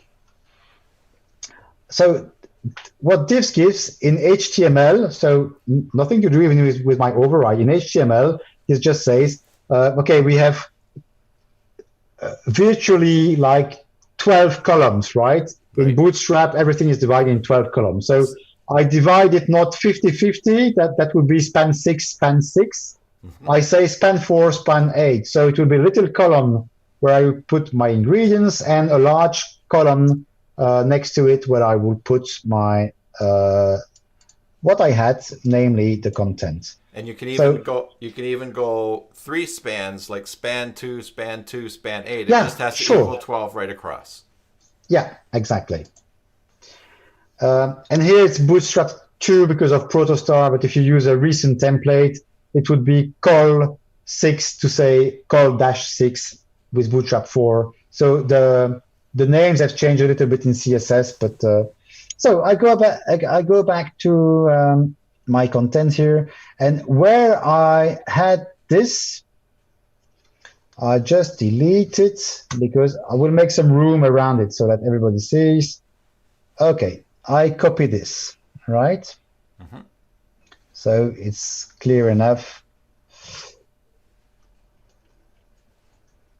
Okay, like this. Oops. And I will save it. So what will it change now? I refresh. Oh, good. I still have my little sentence I've added manually in the code, where in the PHP. But now my description is not on the left anymore. It's on my, here I have an empty space, which is 1/3. It is 4 out of 12. And this is where I want to put my ingredients, right? So let's do the next step. Now that I've played with the layout of my page, okay, here I explain if you use a template with Bootstrap 3, it will not be span 4 and span 8. Don't be worried if it does not work. You should use col MD4, col MD8, and with Bootstrap 4, col 4, col 8. Okay. That's the picture. And Vinny mentioned here too that what did he say here? Tables are for showing data. Divs are for yeah. Divs that's correct. Tables are for displaying data, not for layouts. Yeah, correct. So here it's I would show first the simple version. Do you remember I had said that? Oh, this simple line means display for this article the text, right? Mm-hmm. Here I will have the same, but I will say, this is PHP, please display for this article the custom field. This is the word in Joomla. This is the word for Joomla custom field, right? Okay. JC fields. Between brackets, you put the ID of the custom field. Remember, we spoke about the ID for ingredients. I think it was 5. So if I just And then, okay, then I have to say, what do I display? I display the value. And sometimes you want to display the value or the row value. Okay, I don't go into the details, but like in this case, so actually it's very easy. I will just copy this line, right? One line. Yep. And it's easy to understand, right? Even if you're not a coder. You go there, and here in my left column, right? The span 4. Yeah. Okay. I will say I want to display for this article the custom field number. I don't remember. I think it was 5, right? Was it? We'll find out. Wait, I have to wait for this. There were 6. 6 was 1, and then you switched to 5 to show how to do it manually. Yeah, that's why I don't remember now. So the fields,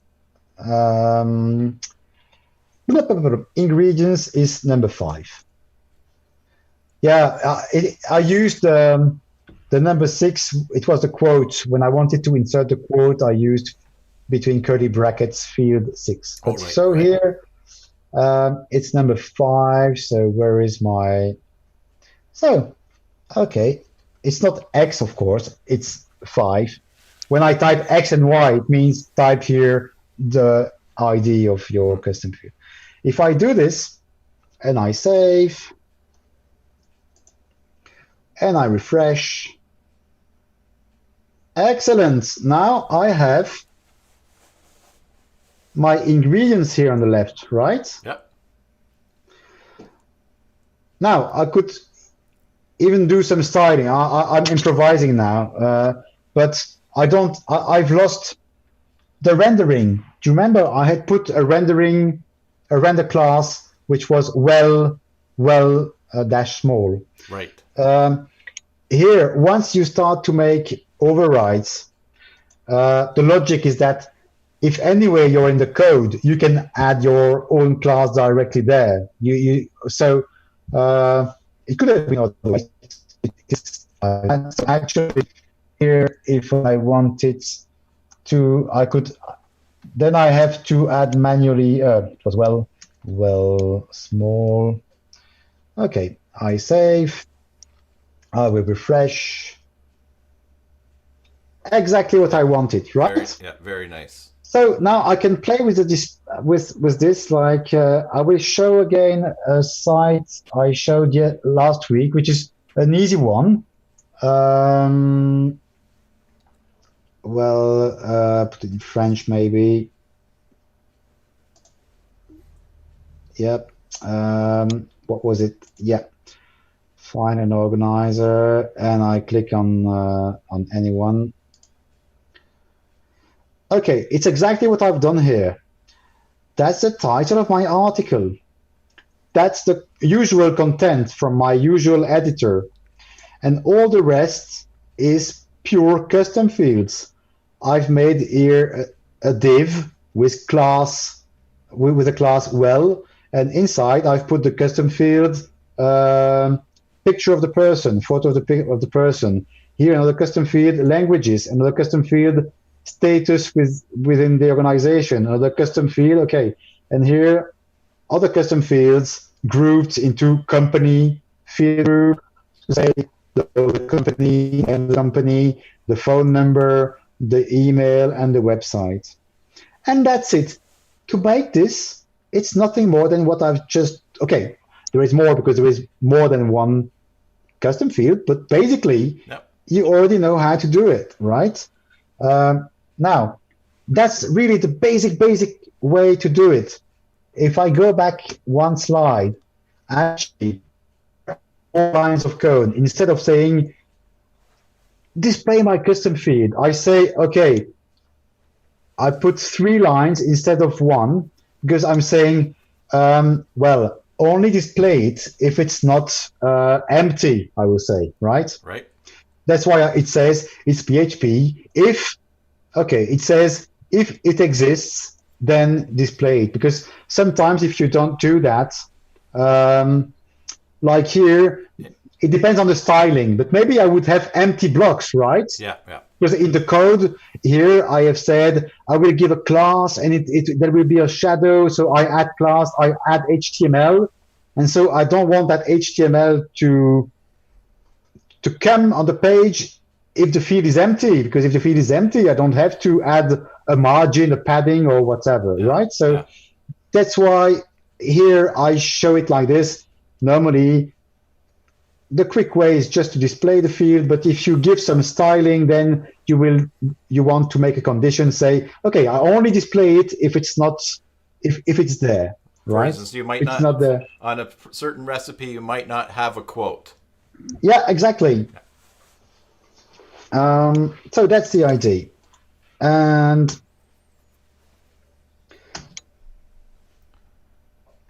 you could even do, that was the original code of Sanders' article in the magazine, but this is more tricky to understand, right? So it could be useful in some context, but okay, obviously this is much simpler to follow. And afterwards, at the end, I have slides with more references, more articles I've written. Here you will say, Mark, I always forget, is it the ID number 5 or 6 or 10 or 25 for my ingredients?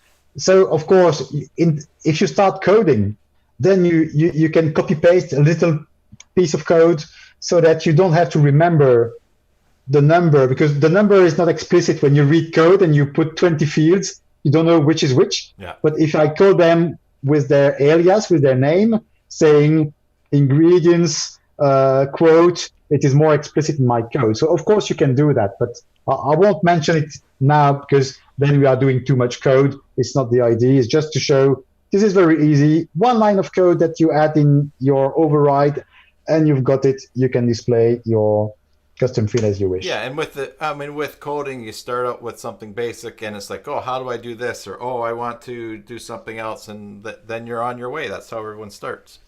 Yeah. So basically, there we are. We have here a screenshot of what we have on the website with a different custom fields. Some are appearing on the top. Some, like the source, was appearing at the bottom. Yeah.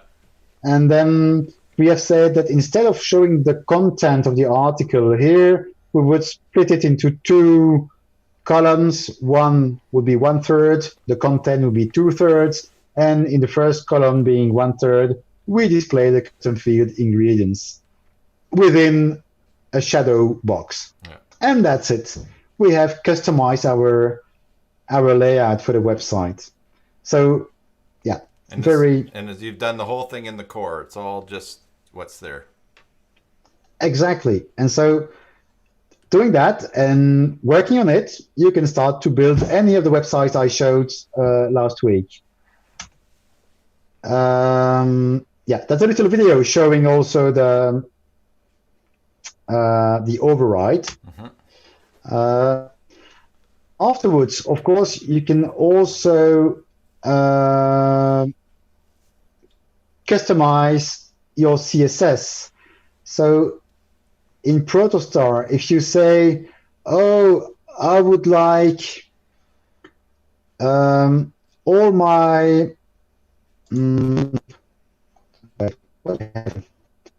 I would like all my labels to be not like this, but bold, right? Right. The font weight, a greater font weight. You can do it just with simple CSS. This has nothing to do with custom fields. It's like you would do it with any template. So in the case of Protostar, it's not a file called custom CSS. In Protostar, you call it user.css. You can create it. You create it in templates, Protostar, CSS. I'm not sure. Maybe we can even access it here. In CSS, I see offline and templates. You can create a new file, yeah. Yeah, where is the button for creating? That one there, yeah. Do I? Oh, new file. Yeah. I was looking for creating new. Okay, sorry. Okay, let's do it. I'm in the CSS. Hopefully. Once it opens. Wait, I just. I just opened another one just to make sure that I'm not. There. Okay. New file. Oh, no, it will ask where. Now, Okay, yeah, that's it. now you highlight Yeah. CSS up there. Yeah, that's the tricky part. You have to highlight it Because, after you create new. yeah.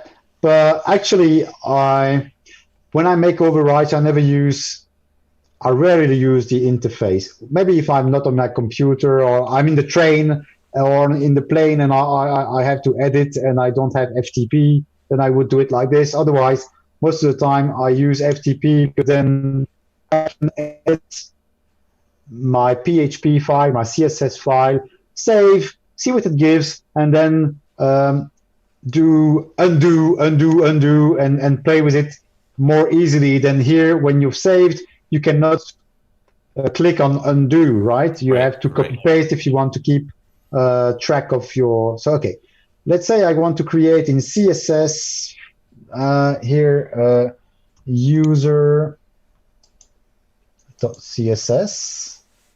I think I've never used that button. Yeah, user. Was it user or users now? Yeah, user, I think. Yeah. So let's say here I will copy paste what I have here as an example. So yeah, how did we find that? I first save it, and we'll see it. Okay, I save it. I refresh website. Oh, look, all my labels are now bold, right? Yeah. Or if I want to make it even more visible, I would say color red, right? Yep. I save. There, everybody will see it. Okay, now all my labels are red. So that's another way to customize further. I can customize the HTML by creating the override, playing with the PHP file, but I can also customize the style with the user CSS here in Protostar or custom.css for other templates. And how did I know what I had to change there? You would just right-click on the label, click on Inspect, and then here you have the HTML, yeah. and you see that the class is field label. So, okay, if you go on the right of the browser, you click on the plus, and it will even write for you the CSS selector. So I just have to, I can make tests and say font size large, right? That's how you can test CSS without even having to save your real CSS, but playing live. And when you're happy, you say, well, I'm happy. I will copy paste this in my CSS file, right? And actually, it's almost what I had there above. Hitting the plus there, that's a new trick for me. I usually just click and drag on the existing CSS and edit it and copy it. So that was cool to see. Yeah. So now you're ready. You got the inspiration last week, and you got 20 little steps to show you a bit like all the possibilities. Of course, Joomla community is very active, and there are people coding, people active on GitHub, etc. But the whole project cannot be summarized by the code. There are also many people working through documentation. So even if you're not a coder, don't hesitate, and you can help on the documentation. For example, here, if you go to the official documentation, you have pages and pages explaining every custom field and how it works, and etc. etc. So while you've been talking in chat, they said that you are an excellent tutor, and let me just scroll up. Oh, Mark is a great tutor. Like his way to show it. and then they've suggested that you should write the Joomla docs. Well, I repeat for those who weren't there at the beginning. Those 20 steps. Here I've translated. I've made the new screenshots, the little videos, etc. But the starting point. This is Sanders Potcher a presentation made in a Dutch magazine written in Dutch. Yeah. But I found that it was so nice because it's really a complete overview. It's not simply saying, oh, we create one custom feed, we display it in one article, okay, that's it. We've seen a bit of everything. We've seen, oh, you can add classes, you can say who can see it, you can say who can edit it, you can display them manually in an article, you can display them via an override. We've seen you can group them, you can assign them to categories, article categories. So we've really covered, like, okay, not everything, because many options I've not even mentioned there. But just be curious and go and see what it can do. But here we have a better idea of how to put all the bricks together to have something nice. So the feeds, all the custom fields are that's maybe important to mention. Now, before you leave the overrides, because there's two things I've been writing down questions people have. There's one from a long time ago, but it's about custom fields. So Vinny asked a question: how do you force a category to use a specific override for all the articles? That's a very smart question. Yeah, and so if you want to show that, and then that will be less of a jump for us to go back to the other one. Okay. This is not in the slides, in the presentation itself. Yeah. No, this is bonus material. Exactly. So, wait, I'm thinking because here, that's why I was saying that you can make long sessions about overrides. And you're welcome to come back. Here, some people are more expert than me in overrides, but okay, here I go back to what I've done in the articles here. Yeah. There was no override. I've created one. Oh wait, my battery is running low.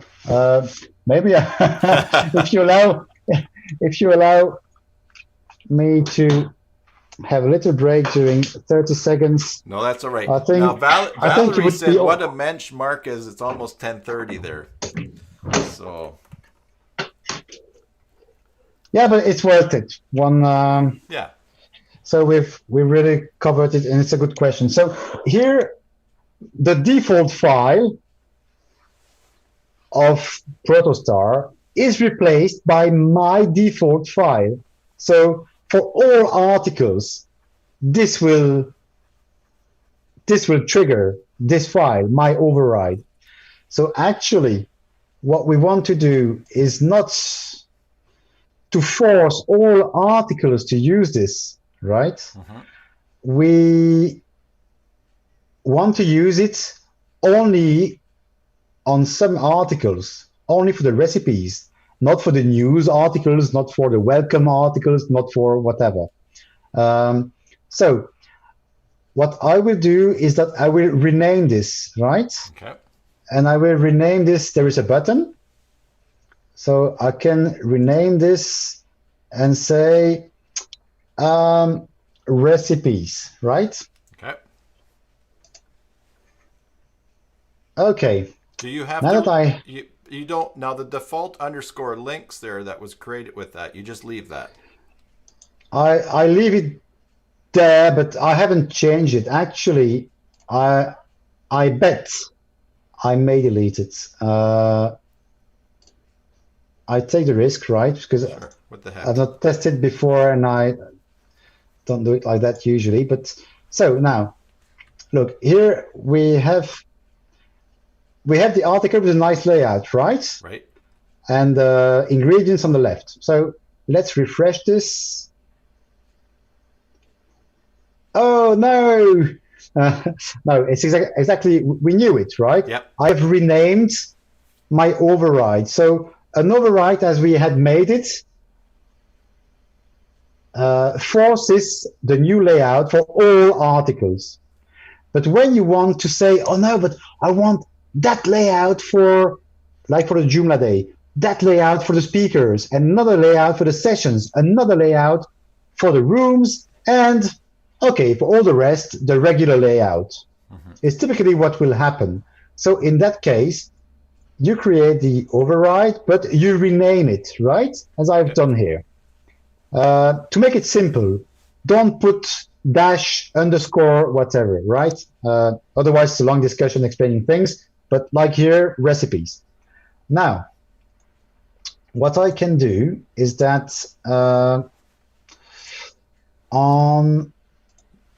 wait, I'm lost. Here, content articles. Okay. The most obvious way is to edit the article. Oh, yes. It's always danger with live coding, and I'm a bit tired. So, all right. So I edit an article, and I can say in the options, I can choose a layout. The global layout is the one that you can decide here in options. When you are in articles, you can choose the default layout, right? You could even say, I don't want to break my site. I don't change the original one, but I want recipe to apply to the whole my site. Okay, it would work again for my pizza. I think so. No, I thought so. Okay, never mind. You can choose a layout for the whole site, but it's not there. I want to do it because precisely I want to be save and close. So here is for when I edit my article, I can choose the layout recipes. If I save it, hopefully. I'm tired. Oh, no. Sorry. There you go. You're good. No. Sorry, it was correct. I was forgotten one little thing. When I had made the layout, I was happy. Here I had my ingredients on the left column, right? Yeah, you just didn't remove the other stuff. Once we had done it, I was supposed. I apologize, because then I'm confusing you. I was supposed to say that now that I use the quote, we had say display no, right? Because we used the short tag inside an article to display it. And for the ingredients, we have used our override or alternate layout as it is now. So here I should have said now, do not automatically display. Yeah. Right. Okay. Sorry, I was confused because I was seeing this. No, that's right. That's so fine.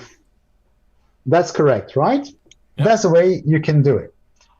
But then you will think, oh yes, but and not many people know that. Oh, sorry, I have the team viewer thing coming on top of my tab. Okay, right. If you do it like this, where am I? Here. It's a bit annoying because I don't want to have to edit every recipe. Maybe I will have 2,000 recipes, right? Right. And as it is now, if I go for the pasta, it's the old format. Yeah, but maybe the pasta. Wait, I will first fit in because I'm not sure I had put ingredients. It's pasta, so. Pasta, cheese, right? Yeah, and sauce. Well, okay. And I would also put bullet points, would be nicer. And I can save. But you see, it is not displayed because I've not said in my article, in my pasta article, that I wanted the layout recipes. Now, if I select recipes in options layout, now I refresh, and now I have everything as I wish, right? Mm-hmm. But you don't want to do that for every article. Exactly. So I revert, right? I just go back to use global for my pasta and my pizza. And it was not like what I will show now was not a possibility when the custom fields came out. It came a bit afterwards. So for the people who have maybe played with it in the start, the option was not there at first. If I go to my menu item, recipes.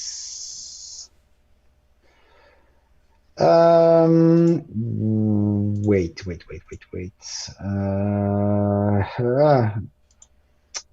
I'm a bit... Okay, good.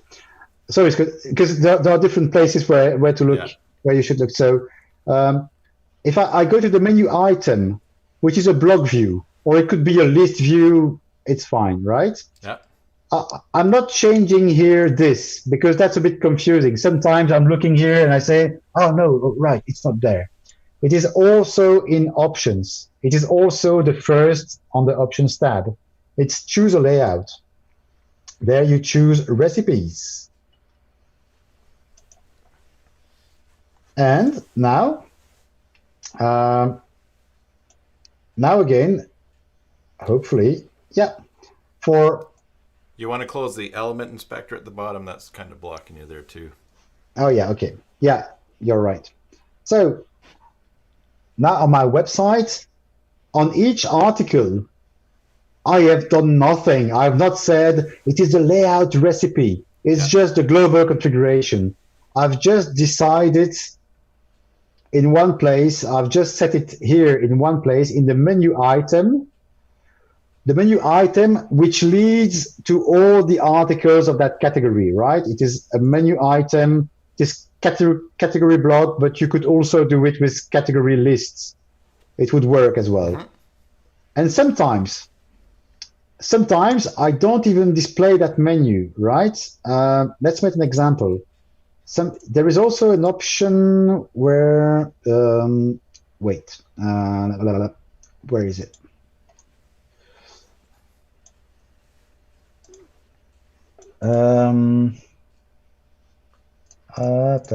Okay, display now, link time. Okay, this is not new, right? It's not like it's not this year, but this was not there like a few years ago. Mm-hmm. Now you can say that you can create some menus, so they will be functional.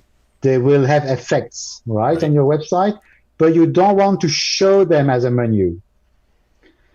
If I do this, you will see that on my website, I go to the home page. Okay, my menu has disappeared. Yeah. But it's still in the backend. It's still active, right? It's just that I don't show it. So all of those articles that are affected by it or under it will. Exactly. So let's suppose, that's just an example because I have many cases like that. I can say, let's say that my articles, let's say that I feature them, right? Mm-hmm.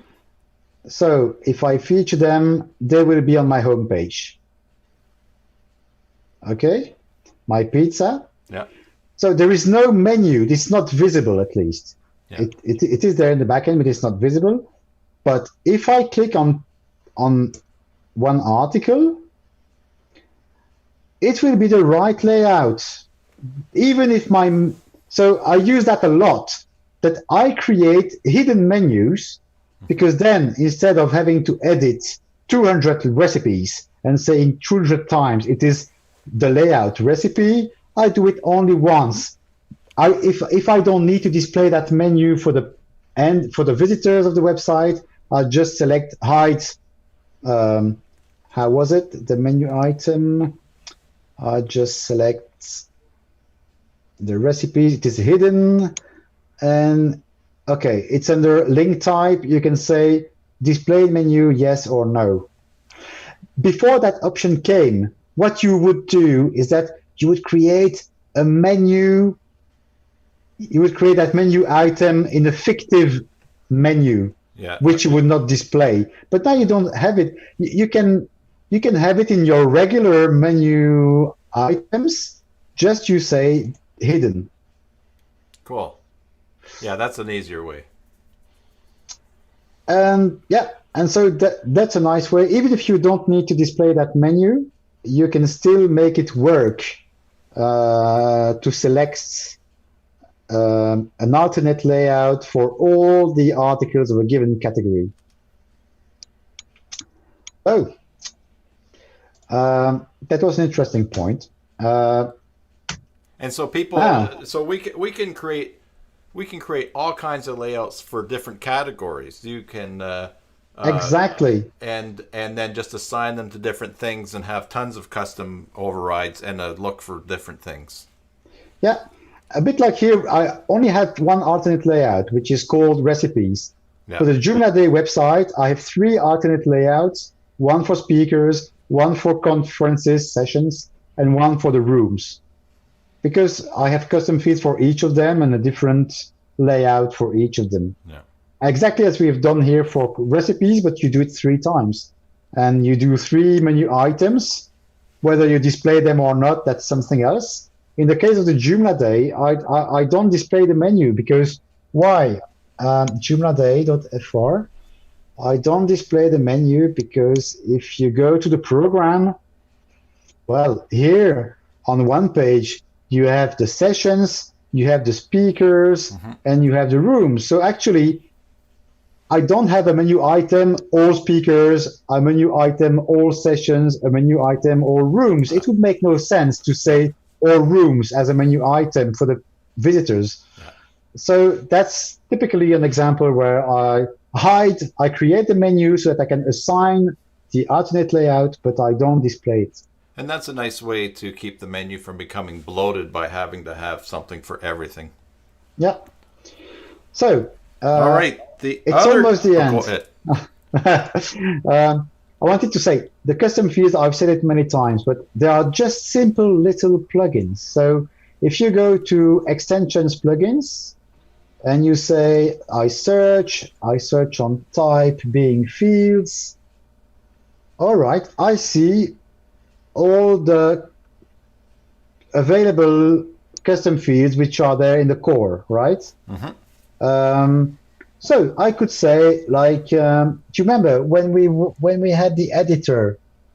The filter by default was on text. That's why it would strip my HTML when I made a bullet point list, right? Right. I would say here that I allow save HTML so that even if I create 10 editor custom fields, okay, it's done once and for all. So you can, it's worth, or you can, oh, sorry, I should have showed that. It's edit each of them to see what are the possibilities. You could even say, oh, my editor, I only need 100 pixel height because I have many fields, otherwise it takes too much space. So you can even customize those kind of things. And then that's for the basic fields. As those links I already gave last week, this is pending because I'm waiting for the Joomla Community Magazine to relaunch, to publish them. But I've translated them into English, and the English version is longer than the French version. But I wait for the reboot to publish them, so you can still access the old lists in French. So, like, if now you say, oh, I have almost everything I need, I would just like to have a YouTube custom field. No, I would say a Google Map custom field, right?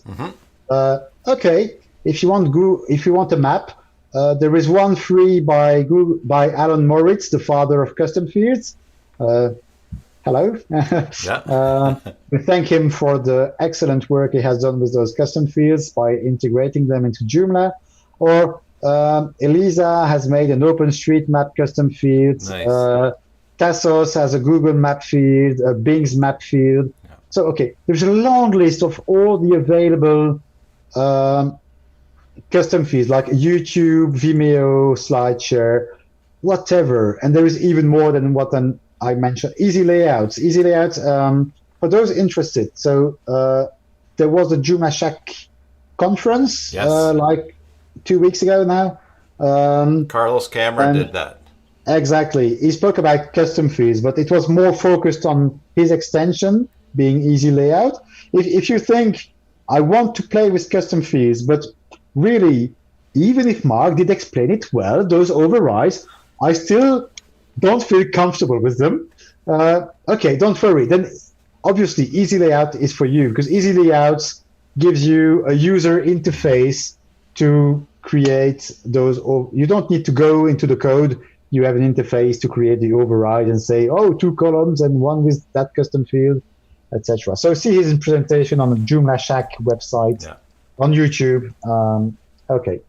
And now that someone just shared that link in chat, which is great. I'll have all the links on the basicjoomla.com page, and I think I will have it linked. It might be in the video. No, it might be in the video description as well. We'll see. But I did put all of last week's links on the basicjoomla.com site. So that is awesome. Now before you say bye with that, let's go way back to the beginning to something that Brian asked. So you have 2,000 recipes on your site, but you want to filter only to see the ones that are a first course. You start with filters. Okay, so I know you talked a bit about that last week too. So exactly. So how to make that? Where's my link? Wait, I've too many tabs open now. Yeah. So on that French article, but Google Translate, well, it's quite. Basically, it's mainly links, and like I don't think you need much translation to say HTML5, audio custom field. Okay, but sometimes you have sentences in French. So if you want to know more about filters, I also give examples of overrides, how it works here, and at the end, it's a very long article.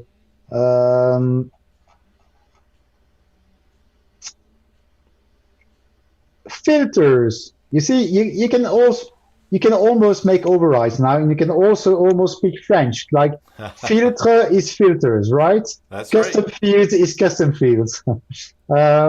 So there are different. So F3 for filters with RES at the end. Yeah. So there are different possibilities. Like if you use easy layouts, it will make your life easy. Because you won't have to make overrides, you just have to pay a license for the tool. It's both options are good, of course, but otherwise, there is also a little filter tool by Alan Moritz himself. But what I would suggest, unless you use easy layout, then if anyway you're using easy layout, use easy layout filters, right? Okay. And there are also the possibilities like this one, simple isotop, is really nice, but like a more generic one, I would say, is this one that I mentioned last week by Joomla. So wait, I'll just copy paste because here I have the link to the GitHub. I'm not sure there is a link to his website. Yeah, maybe. Yeah. That's what I had showed last week with the demo. You have 3 articles. That's like a module, right? So you publish it in a module position, and you can say, oh, I want only those ones. And you click on apply filters, and it has filtered on those having the value 1 on list, for example, or checkbox 3, right? This one has checkbox. They all have on my page. Wait, I'll say checkbox 4. Okay, there is no one like that. No one like this. Okay, so you do 2. Hmm? List. Yeah. Okay. So this is quite nice because you have drop down, you have checkbox, you even have I don't know how you call that, but a slider, yeah, free text, or you even have ordering. So it's already quite powerful. Otherwise, what I can propose, because if anyway you're starting to think, well, those overrides, finally, maybe it's not that hard. I would give it a try. If you start to think, I try to learn a little bit of PHP or doing overrides, maybe you would like to also give a try to JavaScript or jQuery to start with. Like, wait, I just click on that button. It will be like, this is a website where I made my own filters. Right, I can select by province. Yeah, do you understand province? Yep. Or saying I want to show only my favorites or all, so I can play with that. And why did I code this script myself? Just because when we wanted to filter, some films are wait, like here, you see. Some films are shown many times. And then when I make filters, it's not only that it should be played, if a film is played in Brussels on Friday and in Antwerp on Saturday, well, that film is played on Friday and on Saturday, and it is played in Brussels and in Antwerp, right? But if I make the filter, I want to make a linked filter, right? Because I don't want to display the film if I select the place goes together with the date, right? So it's not enough to say, show me all the ones this happening in Brussels, having Brussels and having Friday. No, Friday in Brussels, not Friday in Antwerp and Brussels on Saturday, right? Yeah. So it was more tricky to make it work as I wished. So here it is coded. So if you're just curious, you just inspect and you will see the code, the JavaScript behind this to make those filters work. Like it will be at the end of the page, I guess.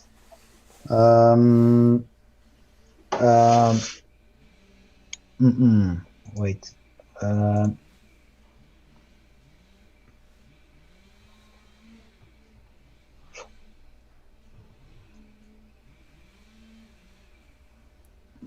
But this is not supposed to be a lesson about coding, right? No, that's fine. But no, that gets us started with a couple of options to pursue as well. So, but if you have some notions or are curious, then you can also see this website and see the code, and then you just adapt it according to your needs. So it's not that hard. Once you start, I've built a simple version of that. Mm-hmm. Then I've improved and added a filter and this and that. So actually, it's not that I wrote that in one in one dash. It was made on in several reviews, and the code was improved. So you can also make your own filters if you wish. Cool. But otherwise, just go on the link I had given. Where was it? Yeah.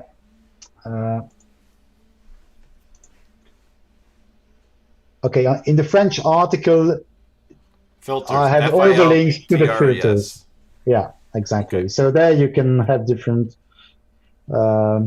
possibilities, because indeed that's the next step. Once you start to have custom fields, and then you have a nice display, and then you have many articles. Yeah. then you want to have filters. So indeed, it's an interesting question. Well, in showing us all of this too, you haven't cracked open a coconut. You've broken open a fire hydrant. So there's going to just be so much that comes from it. So, Marc, thank you very much. Hey, so there's how to contact you.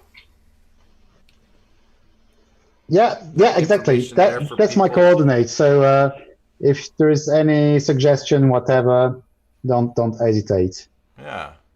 Well, stop sharing your screen there so we can see your face and thank you properly. Okay. But that was really great. This is such a great resource now for us to refer back to and for others to watch. And I really, between last week and some extra sessions with Vinny, and then also with certainly today, I want to play with them now. And layouts too is clearer than ever, even though that was starting to clear up a bit for me. But thank you very much, everybody. You can probably see the chat. Everyone is thanking you. Vinny mentions that this proves that Joomla is way better than WordPress. All of this is sure. All of this is core. Is hardcore. Exactly. Good. So everything is on the slides. So if it was we've been long enough, but if you needed to have a replay, there is a video, but also the slides to have the summary of it. Yeah. Thank you very much, Marc. Thank your wife. I saw her come walking into the room thinking, oh my goodness, the guy is still going on. What is going on? We're almost up to 3 hours. But it was all great stuff and a great resource for anybody who wants to pick this up. So. Yeah. Okay. It was great being with you, and greetings to everybody watching us. And if anytime you want to come back on and show us something, if you're doing something, think, oh, I want to show people how to do this. It doesn't have to be 3 hours long. We'll have you on for 10 minutes or anything like that. That's it's here to get the word out. So. Okay, fine. So see you, team. See you, everybody. Okay, everybody. Thanks. Man, if you're at the end and haven't subscribed yet, maybe you've had enough. Everybody, thanks for tuning in today. Thanks for your support of the channel.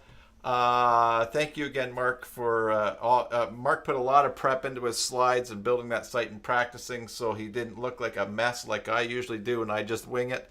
So everybody, thanks. Until the next time, enjoy your Joomla